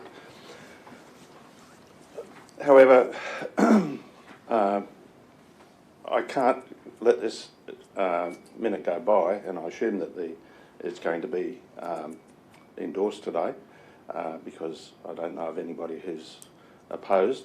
But I would like to mention that we have a great team of people from the ELT, the CEO, the ELT down through our team who really have taken this whole issue on board. Madam CEO, I'd like you to extend to all of our staff the council's thanks and appreciation for all the work that they do. And also, I would like to thank you for the same. But this journey didn't start during this council. We've just worked significantly towards advancing it. And the person who should get a lot of praise for this is the Mayor. The Mayor has done a lot of things in this area to advance all these programs, and it's very forward-thinking of you, Mr Mayor. You should be congratulated and recognised for it, as should the councillors who served on the last two councils. So I look forward to working with everybody to advance this even further, and thank all those concerned for doing such a great job so far. Thank you, Councillor Johnston. Councillor Natoli. Thank you, Mr Mayor. I thought it would be remiss of me not to be able to stand up when every other councillor on the floor has had a say. I want to congratulate you, Gillian, David, team. Incredible work, and I totally agree with all the comments the councillors have made. I think, you know, you've made that and articulated the argument of why we're doing this. I know there was a lot of trepidation at the time when Councillor Law brought the climate action notice of motion to council, and I seconded that notice of motion because I believe that it was time for us to move. And that trigger point is always a difficult point. When do you actually pull the trigger? And I'm really thankful for Councillor Law to bring that to council and bring us to a situation now that it seems like everybody's on board, the whole organisation, councillors and the community. And we've seen during the recent federal election how important climate change is to the average Australian. And ultimately, you know, we have to do our part in our local community. Think globally, act locally. Hopefully everybody else in the world will do exactly the same, and we can manage and get through as a global world in being able to ensure that there is a survival for our future generation. Thank you. Thanks very much, Councillor Natoli. Can I just ask a couple of questions, Gillian? And I appreciate this is work in progress, and we've been on this journey for some time, and there's a whole range of external factors that impact on what we're doing. And I'm interested in understanding what the pricing forecast for carbon credits are over the next decade, and how that lines up with the costs of investment we'll need to be making in that time as well. Sure. Thank you, Mr Mayor. The cost of carbon credits is pretty volatile at the moment, and it's tagged to what's called the spot price for Australian carbon credit units. You know, I think only a year ago they were something like $14 a tonne of CO2 equivalent, shot up to 48, and now they're back down to 30. So it's got a lot to do, again, with federal government settings as well. However, it's pretty clear that the demand for carbon offsets is increasing, and certainly that was to be expected as not only the targets got ramped up or locked in by federal government, state governments have these targets already, and state government have targets to be zero net emissions by 2050 and 50% reduction, if I'm not mistaken, by 2030. So it's very much based on market forces. It does bounce around. So it does make, I suppose, doing the financials a bit tricky, but that's where you would look at a range. And certainly the other interesting thing too is, look, the electricity market price is extremely high, particularly for peak demand charges, and that's really changing the financials quite markedly with respect to investing, particularly in integrated renewables. Yeah. So I'm sorry, I don't think I cannot give you a definite figure, but we should expect that that price to increase as the supply is restricted and the demand increases. Yeah. Okay. Thank you. Look, obviously, I'm a supporter of the great work that's been done, and if you think about the key strategies that this council has put in place over a number of years, and there are many, but our economic development strategy, our environmental livability strategy, and our community strategy, you know, the impact of climate on all of those is an overlay that needs to be considered. And whilst the contribution and the initiatives of council has been mentioned by many of my colleagues, and I think it's great that everyone is so proud of those things. I can remember when we were wanting to build a solar farm, there was a great amount of opposition of people who didn't think that was a good idea. But we pursued the objective, and today enjoy the benefit of that. And that can be said about a lot of things. And whether that's people's fear of change, whether that's people fearing they may lose something as a consequence, that all needs to be taken into account. But I reinforce the point to councillors that trying to make big decisions that affect the entire community can be extremely difficult. But when it's reinforced in the way you've reinforced it today with all the different projects that the Sunshine Coast Council has done, and it is no doubt a leading council in Australia in this area, you've touched off on all those things. A couple of things I'd like to reinforce. One is the food and food organics and garden organics. At this stage it's only garden organics. I was with a group of 90 grade 6s the other day, and when I told them it was only costing their family 67 cents a week for us to take away their green waste and process it in a way that it contributed to the environment favourably for them, they thought that was pretty good value. I encouraged them to go home and tell their mothers and fathers that it was great value. All of the projects, including our electric waste vehicle, that will get its energy from the flaring from the Caloundra landfill, is a great example of that circular economy. And that particular vehicle will obviously be used in very high profile areas so our citizens can see the sort of investment that's been made. One important initiative of council that wasn't mentioned, and it contributes because of its environmental relevance, and that is our Land for Wildlife program. This council, this region, the people in this region are to be applauded because we have the largest Land for Wildlife program in Australia.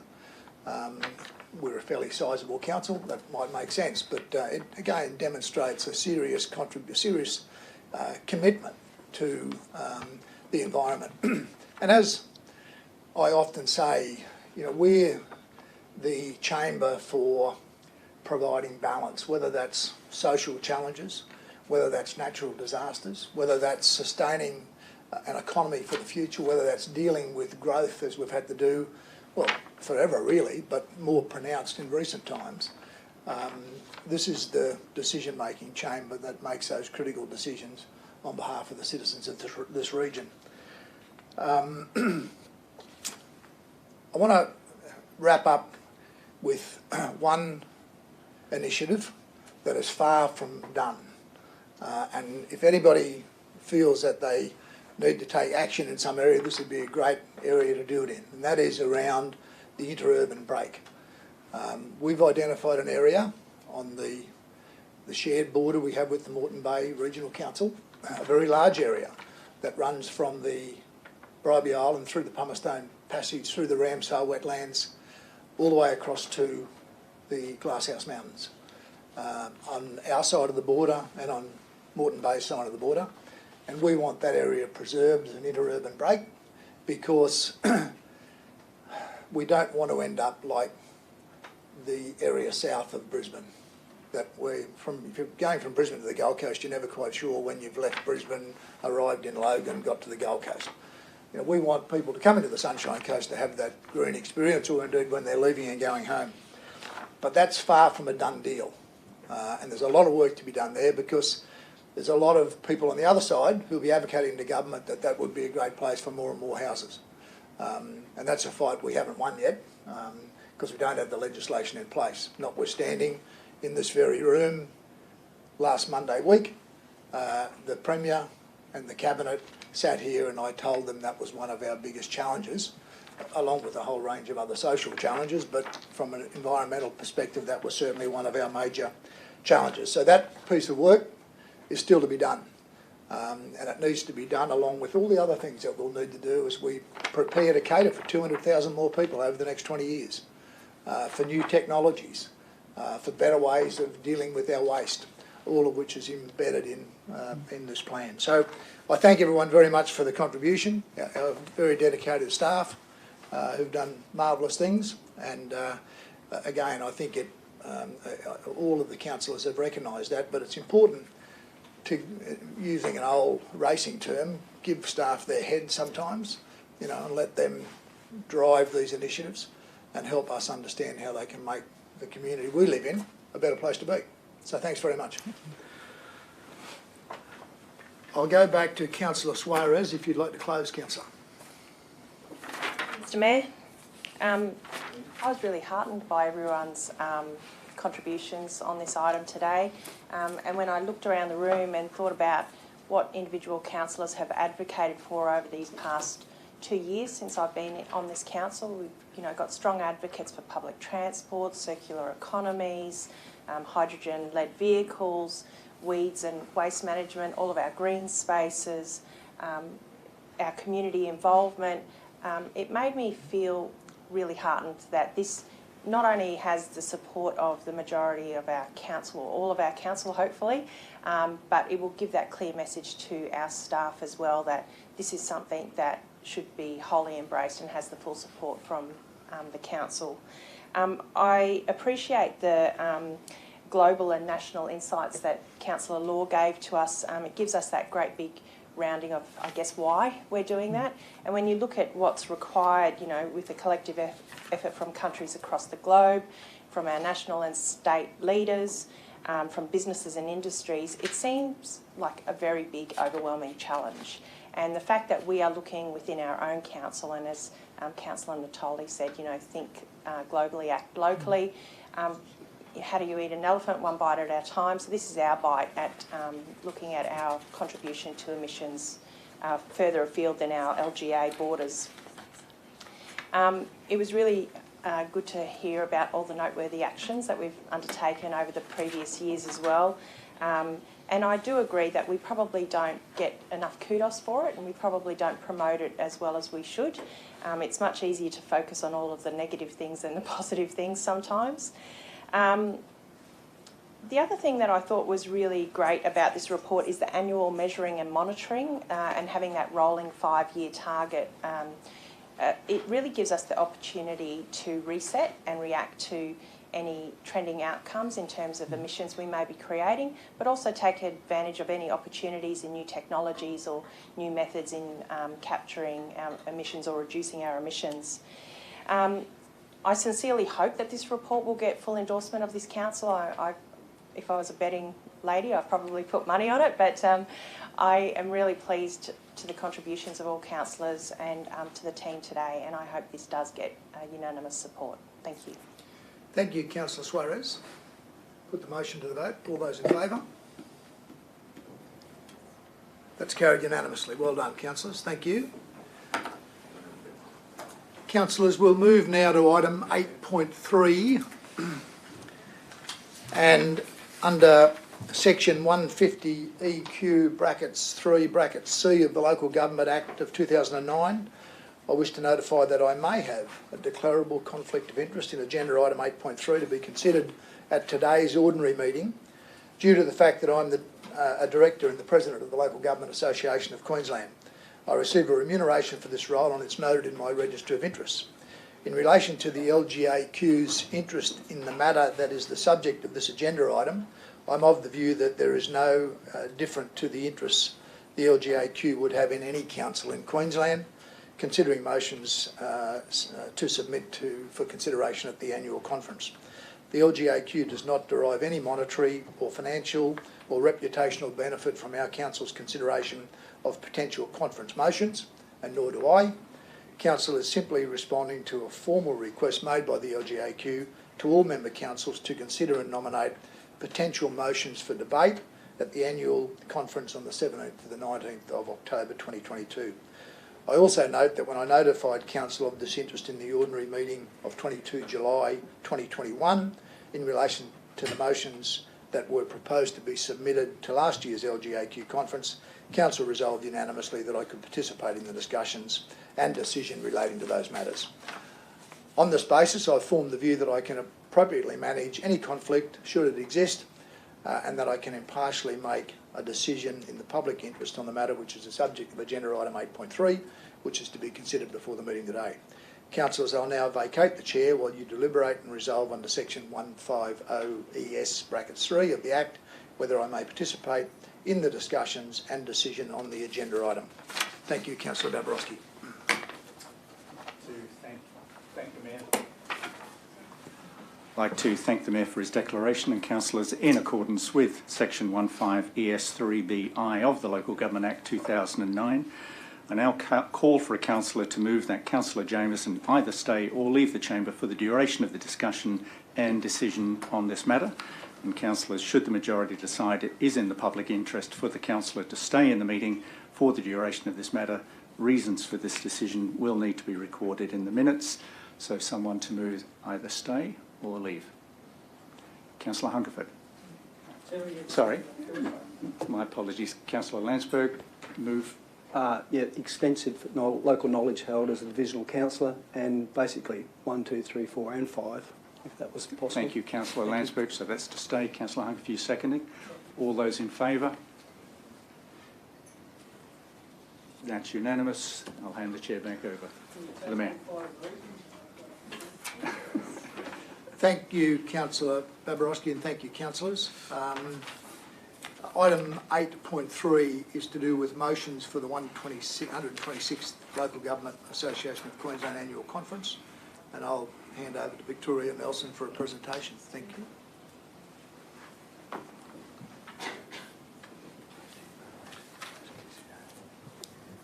Through you, Mr Mayor, and good morning, councillors.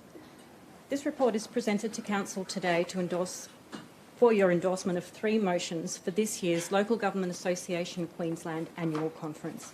Each year, the conference debates motions put forward by both the LGAQ Policy Executive and member councils, with those motions supported at the conference becoming part of the LGAQ's advocacy plan and policy statement. The 3 motions put to you today relate to more effective regulation in relation to the breeding and sale of dogs and cats in Queensland, better support for locally responsive and sustainable or good design outcomes, and finally improving the processes associated with the handover of developer-contributed assets to mitigate delays in asset recognition. If endorsed today, the motions will be forwarded to the LGAQ for inclusion in its conference agenda. Thank you. Thank you. Someone to move? Councillor Natoli, thank you. Seconder? Councillor Dabrowski, thank you. Would you like to open, Councillor Natoli? Thank you, Mr Mayor. Councillors, I totally support all 3 of the motions that we want to send to the LGAQ conference this year. Obviously, the item 2, in terms of sustainable design, we just dealt with that issue, and this is really a response in terms of how the community can actually make a contribution towards reducing the impact of climate change, better sustainability, better for the environment, better for their costs within their homes, and reducing energy to be able to run their homes. The third item there deals with a problem that all large councils have in regards to dealing with the audit, with accounting of our contributed assets that we get, and the requirements are just so restrictive that it's almost impossible for large councils like ours to be able to meet that, which would mean that it will trigger that we will either be recorded as significantly deficient or deficient in terms of the audit, and would have to be notified publicly. And I think that sends a really a wrong signal in terms of our ability to be able to manage that, and I think we need to advocate. The first part and motion is one dear to my heart, and that stemmed from the massive debate and community interests that they had about puppy farms. And when we looked at the issues that we have here in Queensland, it all stems back to how weak the state legislation is and the way that it allows breeders to participate in Queensland. We've seen Victoria respond very strongly and bring in a whole raft of new measures in being able to restrict breeders and the numbers of animals that they breed. And at the moment, if I could just, some of the notes that I made here, at the moment the legislation in Queensland makes it reliant on the breeder being self-compliant. The RSPCA and the police are only brought in when the welfare of the animal is brought to their attention and notified. So there is nothing in place to intervene before there is any harm in regards to the welfare of these animals. To become a breeder in Queensland, there is no cost. It's a quick online registration for a breeder to be able to get a breeder identification number. There's no accountability, no checks and balances, no limits on the number of breeding dogs or cats that they can have. And as I mentioned, in Victoria, the new legislation has restrictions on the number of dogs that any one breeder can have, limits on the frequencies of how often a female dog can be bred. And the other issue that we have is the planning laws. We realised when the puppy farm came to our council how limited our planners had in taking any welfare considerations. And so they have no ability to be able to condition an application to be able to make sure that any concerns that they have can actually be translated into the conditions. I really commend council to support these motions, and I would hope that we get this motion to the LGAQ conference and that other local governments will support us, because I think it's important for us here in Queensland that if we want to make a difference, this is not just targeting the big puppy farms, it's the backyard breeders. We've seen some horrific stories of where money becomes the primary driver and the welfare of the animals is always the least. And, you know, just talking to our staff, some of the places that they've had to go and where people are breeding some of the dogs and cats, it just breaks my heart to think that there is no way that the Queensland legislation can actually bring them to any form of accountability. So I would hope that we can get this up. I hope the other councils will support this motion when it comes to Cairns this year. Thank you. Thank you, Councillor Natoli. Councillor Hungerford. Through you, Mr Mayor, I'll be supporting these because I can see the relevance to all three of them. The first one, as Councillor Natoli has stated, when we receive a development application that involves a dog breeding thing, it's already covered under the Animal Care and Protection Act and the Animal Management Cats and Dogs Act, 2008 and 2001, those two acts. We do not have the jurisdiction to regulate that. Our planners can only take the built form into account in the actual application. I do understand the community was very concerned in looking for us to do that, but we have no legislative power. We do not have the power to put conditions on those things because that's under the States Act, so having those strengthened is the way of giving us that power. The planning provisions on building sustainable design and that, we've produced a yellow book to give guideline and thing for best practice and make the houses more sustainable and better for some of the warmer environment and all the rest of it, and angling the building for the sun and all the rest of it. But we can't enforce that at the moment. It's only a guideline. So being able to look at the Queensland Development Code and the National Construction Code to provide more ability for us to incorporate that in design and we can't make it mandatory in our town plan. Very hard to get that in there and for the Minister to sign off on it anyway. So having that looked at, whether we can put more regulation or more incentive into sustainable design in our housing. And the last one I particularly identify with, being in finance, is contributed assets.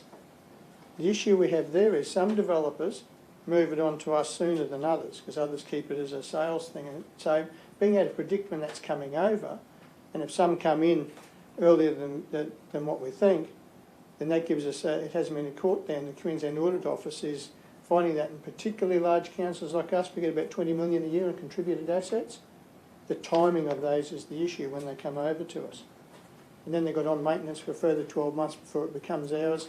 Being able to predict that's not easy all the time. So we need more flexibility there, or we need to have a more regulatory environment on when they do come across. So that needs to be looked at as well, because that is a big problem in our financing each year, being able to predict exactly how much contributed assets are coming onto our books at any one point in time. That makes it hard for us to predict. And then when we get caught out, then the Queensland Audit Office has said we've got a deficiency there.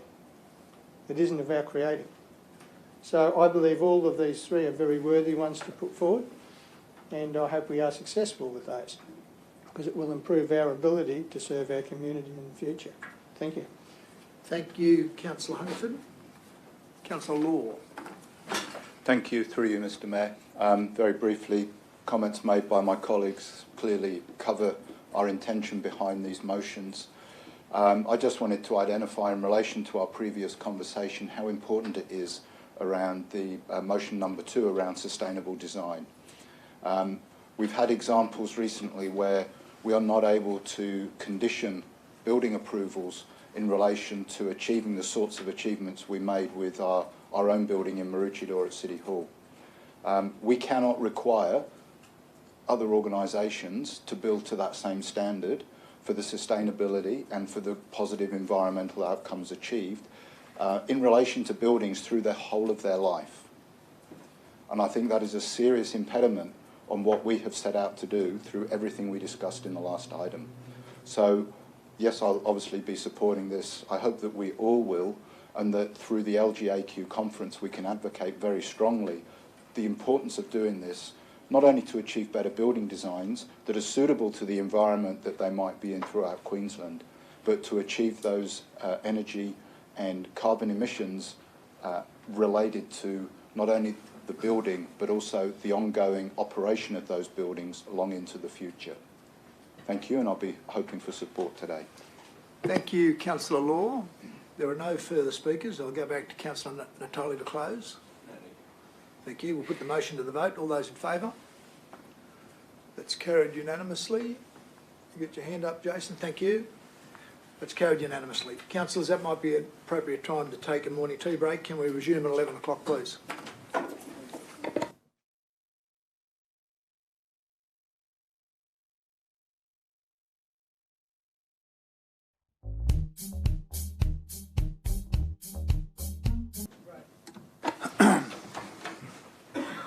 Councillors, under section 150 EQ bracket 3 bracket C of the Local Government Act 2009, I wish to notify that I may have a declarable conflict of interest in the agenda item 8.4 to be considered at today's ordinary meeting, due to the fact that I received an electoral donation of $2,000 on the 11th of February 2016 from Covey and Associates. The donation was received outside my relevant term as a councillor, which commenced on 5 April 2016, and therefore does not constitute a prescribed conflict of interest within the context of the Local Government Act 2009. In relation to Covey and Associates' interest in this matter, which is the subject of agenda item 8.4, I'm advised they are a consultant to the Good Samaritan Catholic College, which is the adjoining landowner seeking the drainage easement on council land. I have no ongoing relationship with Covey and Associates beyond having received this electoral donation in February 2016. On the basis of what I've outlined today, I've formed the view that I can appropriately manage any conflict, should it exist, and that I can impartially make a decision in the public interest on the matter which is the subject of agenda item 8.4. Councillors, I'll now vacate the chair and hand over to the Deputy Mayor while you deliberate and resolve under section 150 ES (3) of the Act whether I may participate in the discussion and decision on this agenda item. Thank you.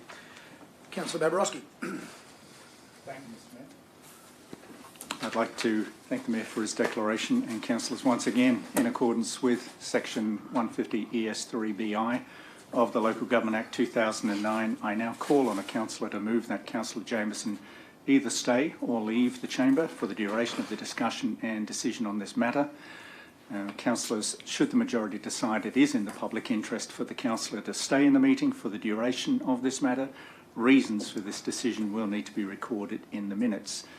Do I have somebody to move either stay or leave? Councillor Cox, I think you were just there. Sure. I'm happy for the Mayor to stay, and item 4, which was what I previously stated, because the issue is very similar to what was raised before. Okay, thank you, Councillor Cox. Are you happy with that? Councillor Hungerford to second. In that case, councillors, if there's no questions, we'll go to the vote. All those in favour, the Mayor stay. That's unanimous. Hand the chair back over to the Mayor. Thank you, Councillor Babarowski, and thank you, councillors. We'll go on to the presentation of 8.4, the disposal of an easement of part of council freehold land on 101 Kingfisher Drive, Bly. And thank you, Emma, for your presentation. Thank you. Good morning. This report seeks an exception to dispose of an interest in council's freehold land located at 101 Kingfisher Drive, Bly, to accommodate private stormwater infrastructure. The development application from the Good Samaritan Catholic College at 185 Park Lakes Drive, Bly requires registration of a drainage easement. The applicant has submitted a request for an easement to be granted over council's freehold land at 101 Kingfisher Drive, Bly to allow for the installation of private stormwater pipes and a head wall. The proposed easement area is approximately 30 square metres, located adjacent to the college sports fields. The council-owned land notes drainage as its primary purpose, and the proposal is not expected to impact the general amenity of the area. All costs associated with the easement are the responsibility of the applicant.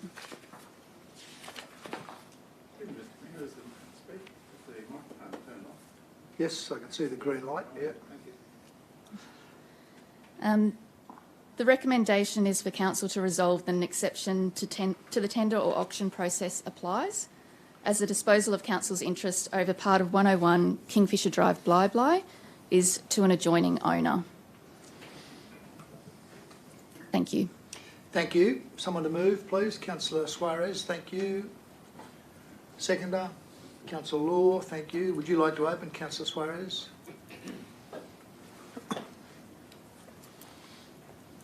Yes, thank you, Mr Mayor. Just to give some context to my fellow councillors, the Good Samaritan Catholic College is a prep to Year 12 school. It was opened in 2019. Since that time, it has additionally opened new year levels as it has grown. It's currently prep to Year 10 and it hopes to be prep to Year 12 by 2024. As you can imagine, the school has experienced significant growth since it opened, not only with the additional year levels, but also with the number of students across each year level. It's currently developing additional infrastructure on the site to meet the current and forecasted demands, and the requested easement is necessary to meet their stormwater drainage requirements. The area in question is currently used for stormwater, and council will be compensated at or above market valuation for the disposal. No objections were raised from the various areas of council in regards to this application, and I would encourage you to support the officer's recommendation. Thank you, Councillor Suarez. Are there any further speakers? No. No? Okay, we'll put the motion to the vote. You don't need to close, councillor. All those in favour? That's carried unanimously. Thank you. Thanks, Emma. Thank you. Item 8.5 is the disposal of an easement of part of council-owned land at 32A Savilles Road, Nambour. Councillor Landsberg, you want to make a declaration? Yes, please, through the Chair. I, Councillor Terry Landsberg, notify that I have a declarable conflict of interest in item 8.5, disposal of easement of part of council-owned land, 32A Savilles Road, Nambour, to be considered at today's ordinary meeting. Council's property management team has liaised with Sunshine Coast Survey Manager of RPS Group in relation to the proposed electrical easement in favour of Energex Limited. Mr Brad Williams is the General Manager, Planning and Development at RPS Group on the Sunshine Coast, and he is also a member of a not-for-profit group, Wind and Sea Board Riders. Mr Williams has provided planning and development services to that club free of charge on matters that are unrelated to the development application that has been considered by Council. The declarable conflict of interest may arise because I am a member and the President of Wind and Sea Board Riders. While the association with Mr Williams is remote of my council duties, this declaration is made in the event that a member of the community may perceive that I have a predisposition in supporting the work of this planning consultant. Given the remoteness of the association and that RPS Australia East Proprietary Limited is not the applicant in this matter before Council, but rather the consultant to the developer, I believe I can appropriately manage any perceived conflict should it exist, and I can impartially decide in the public interest on the matter before Council. In relation to that, in consideration of my declarable conflict of interest, I'm of the opinion I can participate in the discussion and vote on the matter, and in doing so, my participation will not lead to a decision that is contrary to the public interest. Further, I acknowledge our eligible councillors must by resolution decide my participation on this matter. Thank you, Councillor Landsberg. Councillor Babrowski, I will also be making a declaration here, so maybe it's best if you handle this. I'll abstain from voting so far as Terry's declaration is concerned, but you might just go through that process. Thank you.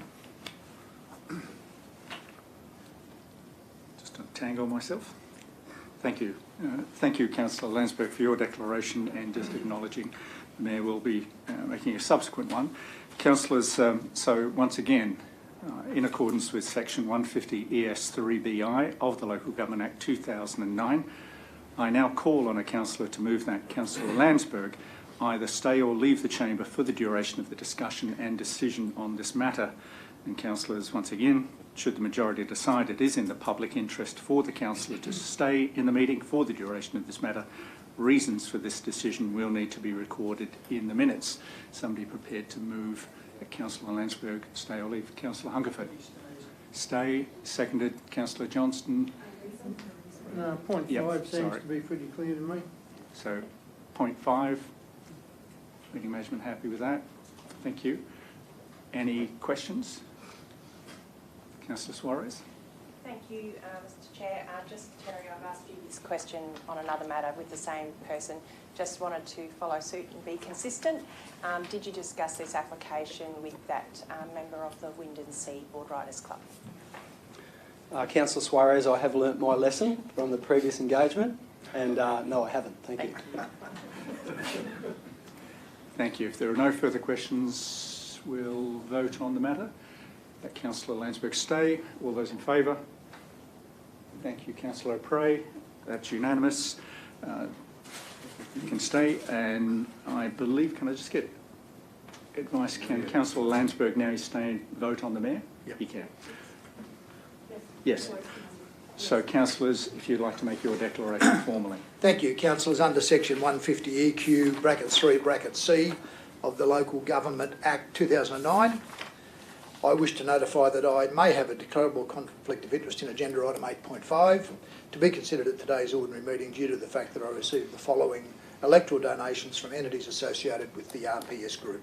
$380 on the 18th of June 2012 from RPS Australia East Property Limited, and $400 on the 11th of February 2016 from RPS Consultants. The cumulative total of those donations is $780. Both of these donations were received outside of my relevant term as a councillor, which commenced on the 5th of April 2016, and therefore do not constitute a prescribed conflict of interest within the context of the Local Government Act 2009. In relation to the interest of RPS Group in this matter, which is the subject of agenda item 8.5, I am advised they are a consultant survey manager to Energex Limited, which is the government entity seeking the electoral easement over Council's land. I have no ongoing relationship with the RPS Group beyond having received these two electoral donations in January 2012 and February 2016. On the basis of what I've outlined today, I've formed the view that I can appropriately manage any conflict should it exist, and that I can impartially make a decision in the public interest on the matter, which is the subject of agenda item 8.5. Councillors, I'll now vacate the chair. I already have done that, while you deliberate and resolve under section 150 ES(3) of the Act whether I may participate in the discussion and decisions on the agenda item. Thank you, Councillor Babarowski. To thank the Councillor Jameson for his formal declaration and forgive the formalities, Councillor, but once again, in accordance with section 150 ES(3)(bi) of the Local Government Act 2009, I now call for a councillor to move that Councillor Jameson either stay or leave the chamber for the duration of the discussion and decision on this matter, and councillors, should the majority decide it is in the public interest for the councillor to stay in the meeting for the duration of this matter, reasons for the decision will need to be recorded in the minutes. Formality over. Councillor Johnston. Thank you, Mr Acting Chairman. I move that the Mayor be permitted to stay and for reason 5. We have a seconder. Councillor Cox seconding. Any questions? If there are no questions, put the matter to the vote that the Mayor can stay. All those in favour? That's unanimous. Hand the chair over back to the Mayor. Thank you, Councillor Babarowski, and thank you, councillors. Item 8.5 is the easement on 32A Savilles Road, Nambour, and I'll pass over to Nick for the presentation. Thanks, Nick. Good morning. This report seeks an exception to the local government regulation to dispose of an interest in part of council land owned under a nomination of trust for drainage purposes located at 32A Savilles Road, Nambour, to enable an electrical easement to be registered. There is a requirement for the registration of an electrical easement in favour of Energex over part of this council-owned land. The purpose of the 506 square metre easement is to accommodate overhead high voltage electrical infrastructure associated with the Tulip Wood Estate development in Nambour. All costs associated with facilitating this easement will be borne by the adjacent landowner. Lot 901 was transferred to Council by the developer responsible for a reconfiguration of a lot development approval. Council conditioned the developer to create Lot 901 for drainage purposes as part of this development approval. The infrastructure was installed as part of stages 3 and 4 of the works associated with the Tulip Wood Estate development. The high voltage electrical infrastructure is overhead and therefore does not have any impact or implications on the use of this land for drainage purposes. The recommendation is for Council to resolve that an exception to the tender or auction process applies as the disposal of Council's interest in part of 32A Savilles Road, Nambour is to a government agency being Energex. Thank you. Someone to move. Thank you, Councillor Law. A seconder. Councillor Suarez, thank you. Would like to open, Councillor? Thank you. Through you, Mr Mayor. A straightforward matter of an easement being required over council-owned land for high voltage cables. All costs borne by the appropriate landowners and caught up in part of a condition in relation to subdivisions in this area of Nambour. So very straightforward, seeking your support today so that things can progress as required in this part of Nambour. Thank you. Thank you, Councillor Law. There are no further speakers. You don't need to close, Councillor. We'll put the motion to the vote. All those in favour? So I pray that's carried unanimously. Thanks very much, Nick. Thank you. Item 8.6 is the June 2022 Financial Performance Report. I invite Isaac, or is it Michael and Janine? Oh, they're all there. Good. Okay, Isaac, Michael, thank you. You're on. Thank you, Mr Mayor. Good morning all. Here today to present the June 2022 Financial Performance Reports. Before I get into it, just a few things to note. We actually refer to this report as an interim. That's due to there are a number of financial processes still to complete. That includes a depreciation adjustment, our provisions, including our landfill, quarry and employee provisions, and also a market value adjustment for the airport loan repayment. We're working through these and they should be finalised this week, but then we have our annual audit process with Queensland Audit Office, which is starting next week. And the financial results come through at a council meeting in November, I believe. Yeah, correct. And saying that, our current results for the operating are at $21.2 million favourable, which is favourable to budget by $11.4 million. Our revenue is above budget by 9.6, with expenditure below budget of 1.8 million. The key highlights are the holiday park fees exceeding budget by $1.8 million and early repayment grants from the Queensland Reconstruction Authority, as well as a federal assistance grant paid early in May. Our operational expenditure remained within 1% of budget for the financial year. Our capital works program progressed 83% complete, so it's $242 million expenditure out of our $290.6 million program, with our capital program 85% complete. In terms of our cash, it was $344 million was our closing cash balance. That was higher than our expected budget due to three reasons. Firstly being the 83% complete the capital works program, it's about $48 million. The early repayment of the federal assistance grant was about $9 million. And then council received 4 years worth of early repayments from the state government for the waste landfill levy, just the household component, which is $45.8 million. So that came through at the end of June. In terms of council's debt, our closing balance is $479.5 million. And that reduction is largely due to the Palisades payment, which was received on the 27th of June. The debt associated with the airport was also repaid on that day. We also repaid all debts associated with the international broadband cable network. And council, the offer's recommendation is that council receive and note the report titled June 2022 Financial Performance Report. Thank you, Isaac. Someone to move? Councillor Hungerford. Second to Councillor Natoli, thank you. Would you like to open, Councillor Hungerford? I'd like to deliver this and I'll enjoy it. Because this will burst the bubble of the doomsdayers out there. The doomsdayers, I mean those that are always saying that we've got financial mismanagement and debt bomb and all these projects are going to be failures and cost the ratepayers millions. We've all heard them, we've all seen it on social media. They're still out there and they still operate. That's despite every month presenting in here outstanding performance in our budget. The monthly reports are outstanding every time. And then the projects I focus on is like the solar farm. Going to be a white elephant, going to lose money, won't produce. Same with the subsea cable. Then came the city centre. Going to lose council, a bomb, tens of millions, ratepayers going to be paying this forever. And the airport was the same.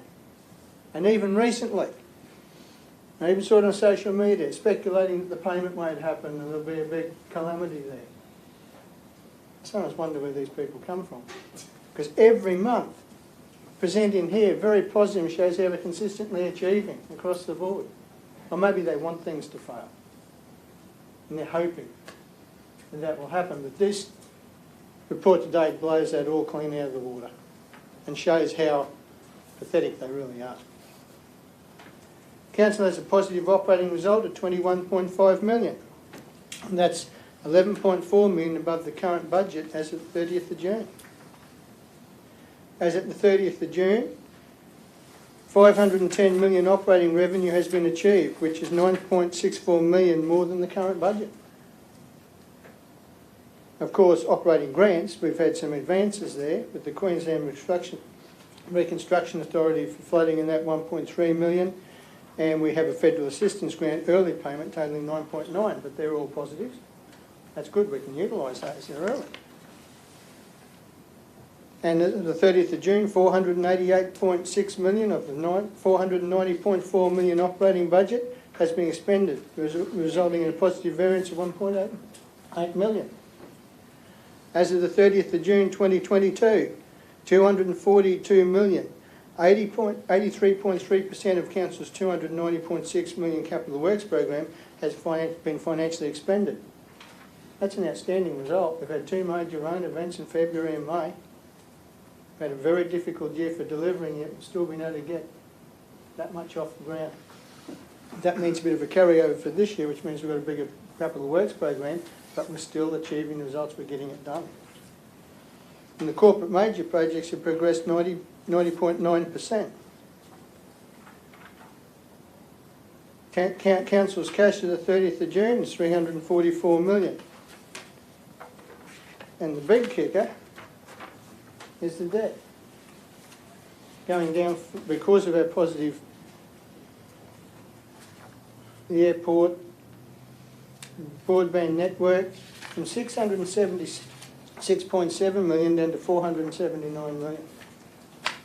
That's got to really show how far out they are in their estimations. Airport expansion, that's paid off now. Council still has the asset. The ratepayers still have that benefit. And a 99-year lease at 5% of gross revenue. That's supposed to be a disaster? The subsea broadband network, that debt has now been paid off from the sale of that, because our thing was to get that there, and that is going to set the Maroochydore CBD up to be a powerhouse in the future. Fastest internet speeds for major companies, only 2 on the east coast of Australia. 1 of 2. That was supposed to be a disaster. And the Maroochydore City Centre, no more new borrowings because we have an equity partner now, and the land sales mean we are paying down the debt we've acquired to get it to this point. Yet we're supposed to have a financial problem. I think that those people really need to have a look at themselves, that the community can be assured region building projects, sound business cases, and we're achieving the results. And yet you still get those doomsdayers out there still trying to say these things are all a failure. Incredible.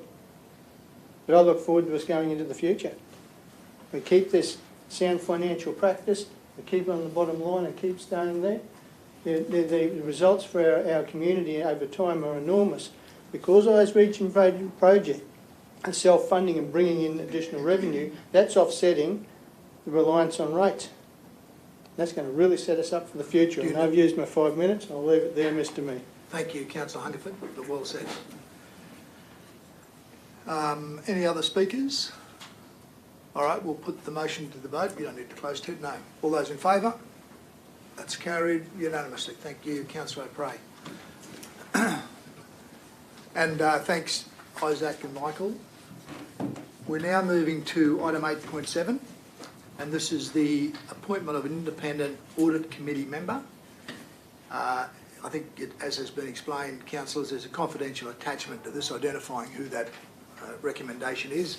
That won't be released until, obviously, our decision's been made and been finalised with the candidate. If we do need to have any discussion around that candidate, it'll be necessary to go into a confidential session. I'm not anticipating that, but if that's the case, we'll do that at that time. Mr. Matheson is to give us a presentation via Teams. Thank you, Mr. Matheson. Thank you, Mayor. Good morning, councillors, and my apologies that I'm not there to present the report in person. The report that's available for your consideration today seeks your approval to appoint a third independent member of Council's Audit Committee. If we could just move to the next slide, please. As the Mayor's already flagged, the identity of the candidate has been retained as confidential until such time as Council makes its resolution on this matter, and that's in the interests of the privacy of the candidate involved. If we could move to the next slide, please. Councillors, as you're aware, the Audit Committee currently comprises 2 councillors, Councillors Natoli and Hungerford, and 2 independent members, Mitchell Petrie and Patrick McCallum. And there was a review undertaken of the Audit Committee composition late last year, which looked at the composition of audit committees in other SEQ councils.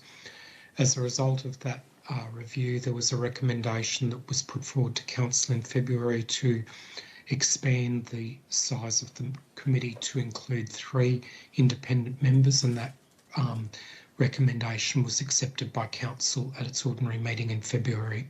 Next slide, please. The position of independent member was advertised online through for about 2.5 weeks through Seek, LinkedIn, Council's website, and for I think the first time we also utilised the online presence of the Institute of Internal Auditors as well.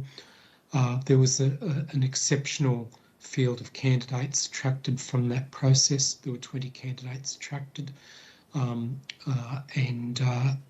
We were the panel was in a very fortunate position of having a very high calibre field from which to select from, and in doing so we focused our efforts around candidates that had experience in audit committee environments, a good understanding of the audit environment of local government, a solid understanding of internal and external audit processes, and relevant tertiary and affiliated qualifications. Next slide, please. The selection panel that was convened was the chair of the audit committee, Mr. Mitchell Petrie, our group executive customer engagement and planning services, Ms. Deborah Robinson, our group executive business performance, Heidi Roberts, and myself, and we conducted interviews of 4 candidates on the 4th of July and the 14th of July respectively, and we were satisfied that all 4 candidates interviewed were very highly credentialed and suitably experienced and could perform the role.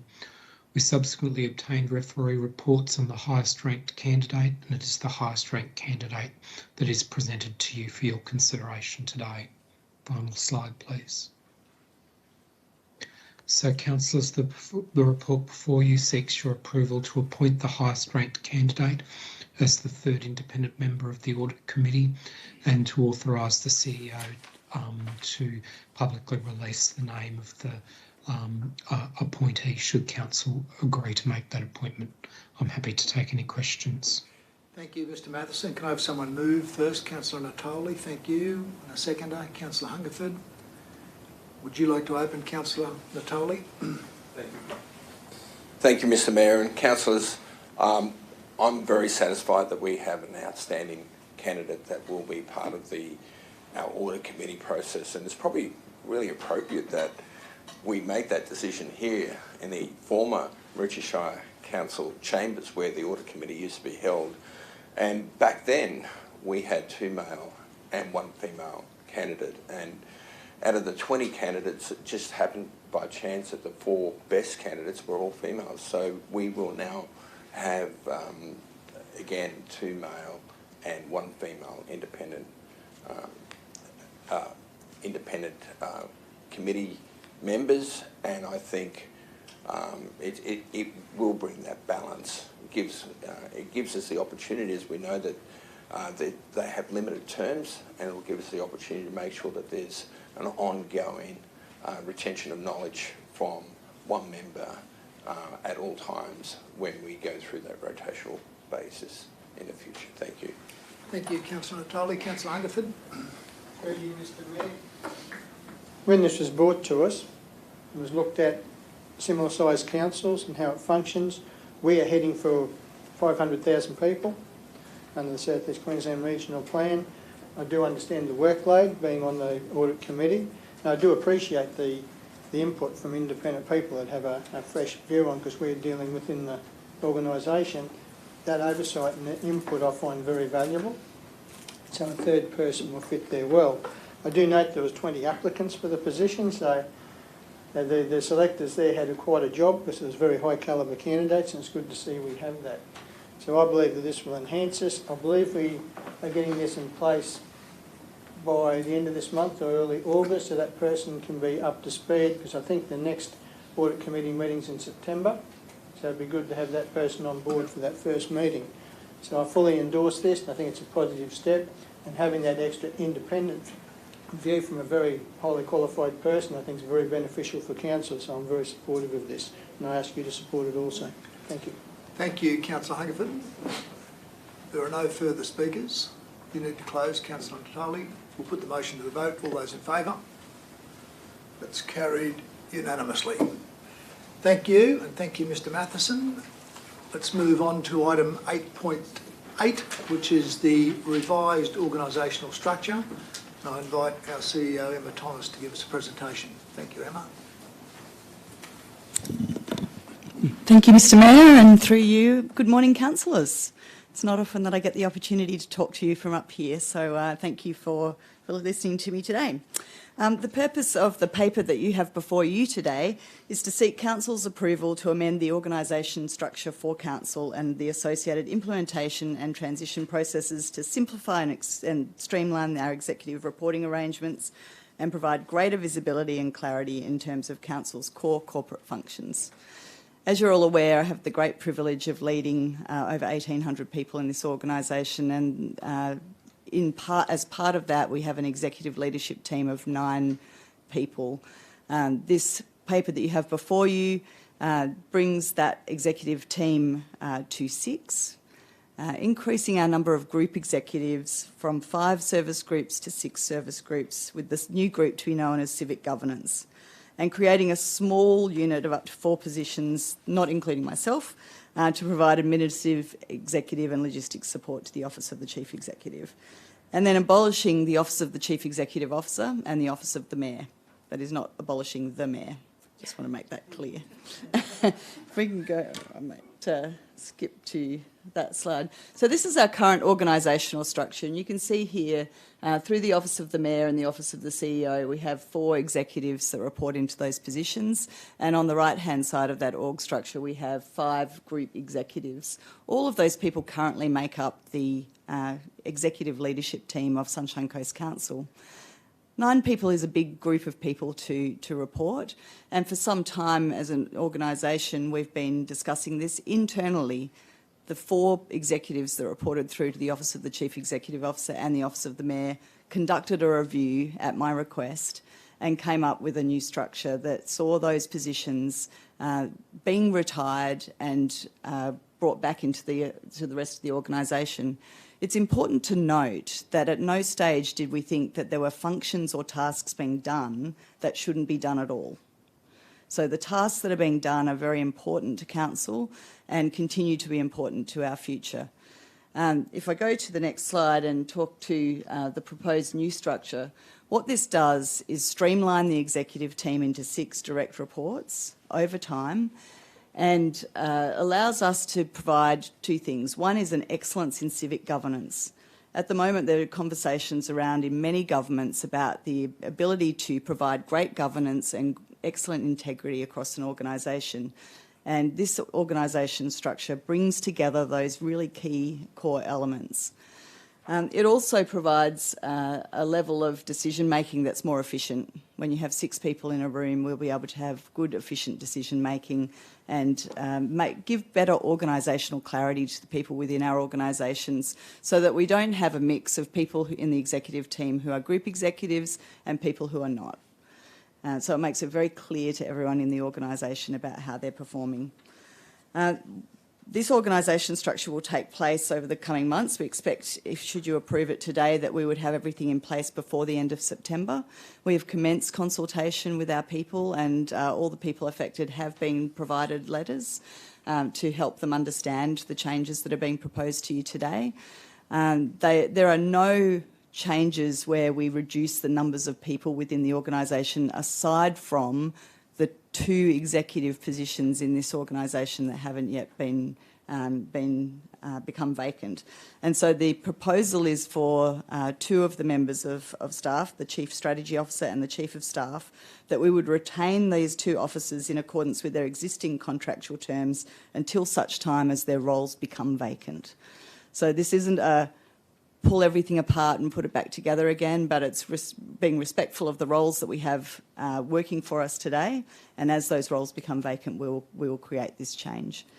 I present this to you, and the recommendations are for Council to receive and note the report titled The Revised Organisation Structure, resolve the new structure comprising of the following 6 service groups, to have a small unit to be named CEO Support Services to provide support to me, and authorise me to proceed with the implementation arrangements outlined in this report to give effect to the new structure.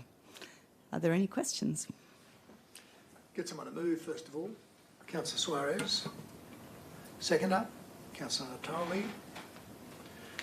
Can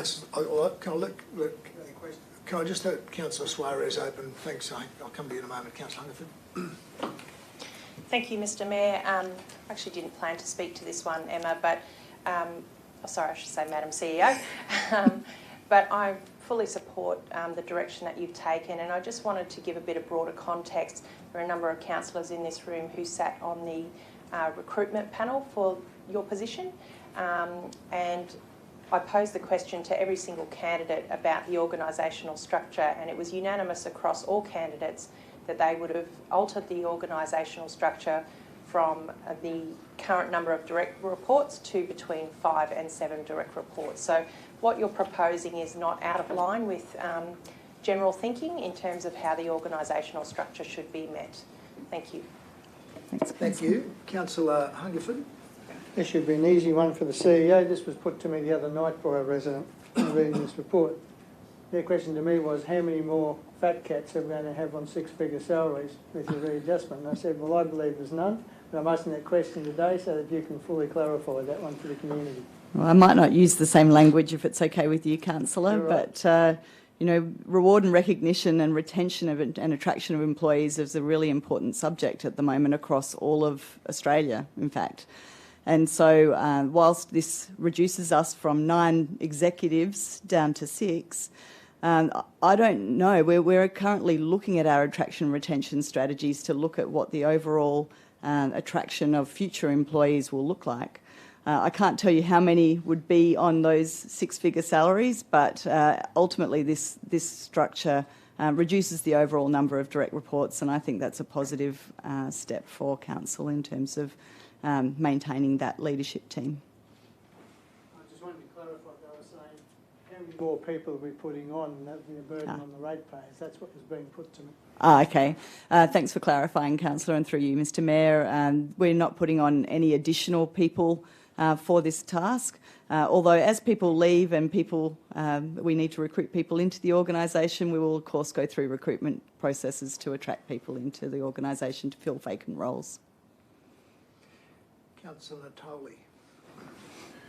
Thank you, Mr CEO, and well done, Madam CEO.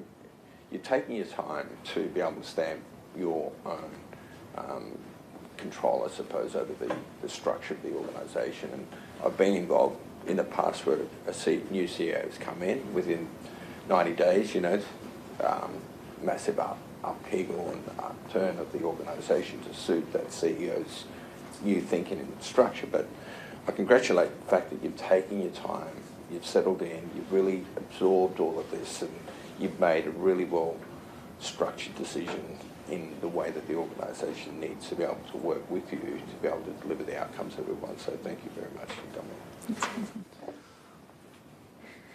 No further speakers? Go back to Councillor Suarez to close. No? We'll put the motion to the vote. All those in favour? That's carried unanimously. Thank you. Thank you, Madam CEO. Item 9, our notices of motion, of which we have nil. Item 10 are petitions. We have 2 petitions. The first of those is from 10.1, Councillor Cox, the change on parking restrictions in the Birtinya precinct. Thank you. Thanks, Mr Mayor. I've been received a petition, and I'll just take a little bit of time now just to read out a little bit from it.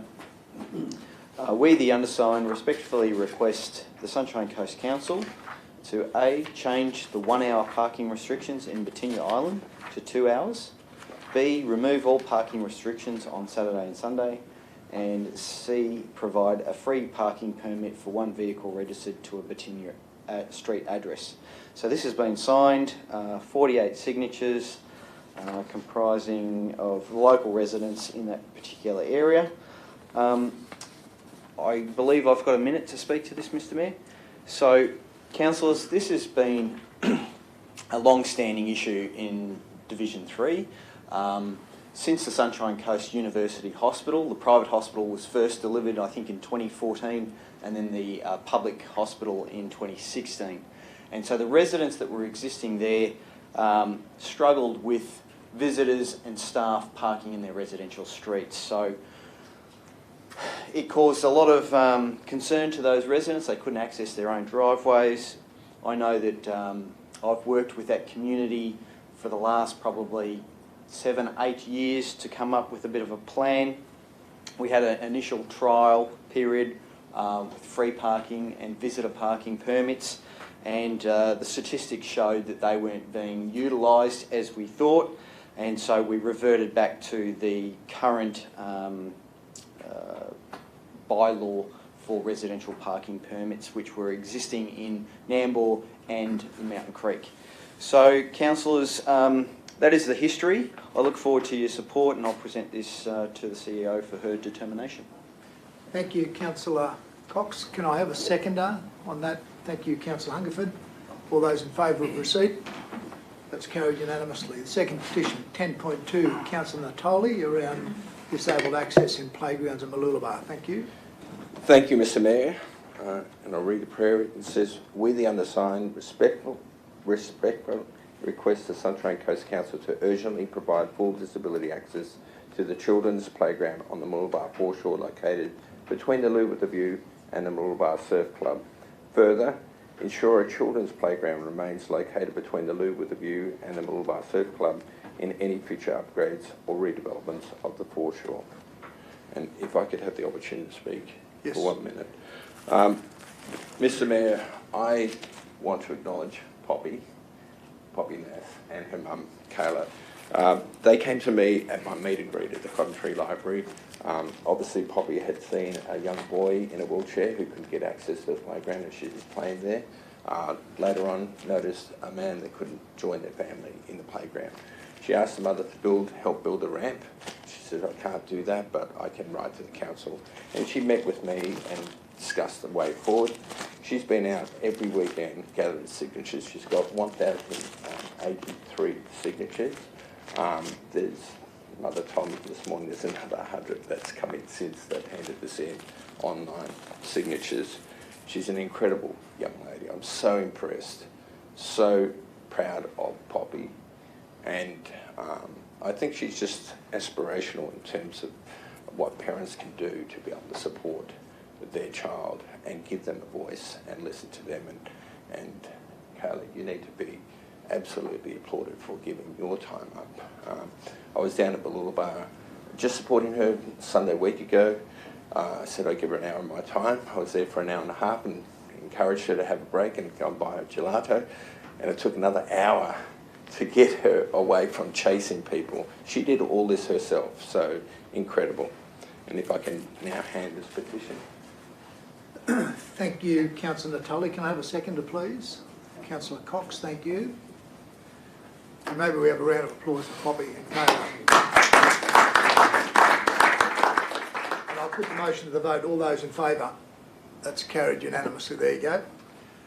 Thank you. Councillors, that brings us to the end of this July meeting. Mr. Mayor, before we do that, could I have the opportunity just to speak in regards to the fact that today is the last day that we actually meet in the former Mauritius Shire Council chambers as officially. Is that correct, that today? We don't know. We don't know, but I just want to acknowledge, I suppose, the fact that Mauritius Shire existed from 1890, was forced into amalgamation in 2008. It's had a long history, but I just want to acknowledge the mayors and the councillors through that period of time to be able to, start and deliver the services and outcomes that we've inherited and brought in. So paying that respect to them, their contribution, it's an absolute honour to serve people as an elected member, and I think it's just duly that if it's not today, at some point, that we do acknowledge that history and their commitment to making sure that our community is well served. Thank you, Councillor Natoli. Okay, I'll close the meeting, our July meeting. Thank you, Councillor O'Prey, for joining us from overseas. Thank you all for your input. I'd just like to say thank you very much to Natoli and to Lauren for setting this up. It worked absolutely perfectly today. Thank you, girls. Thank you, Councillor. So I'll close the meeting at 11:47 and wish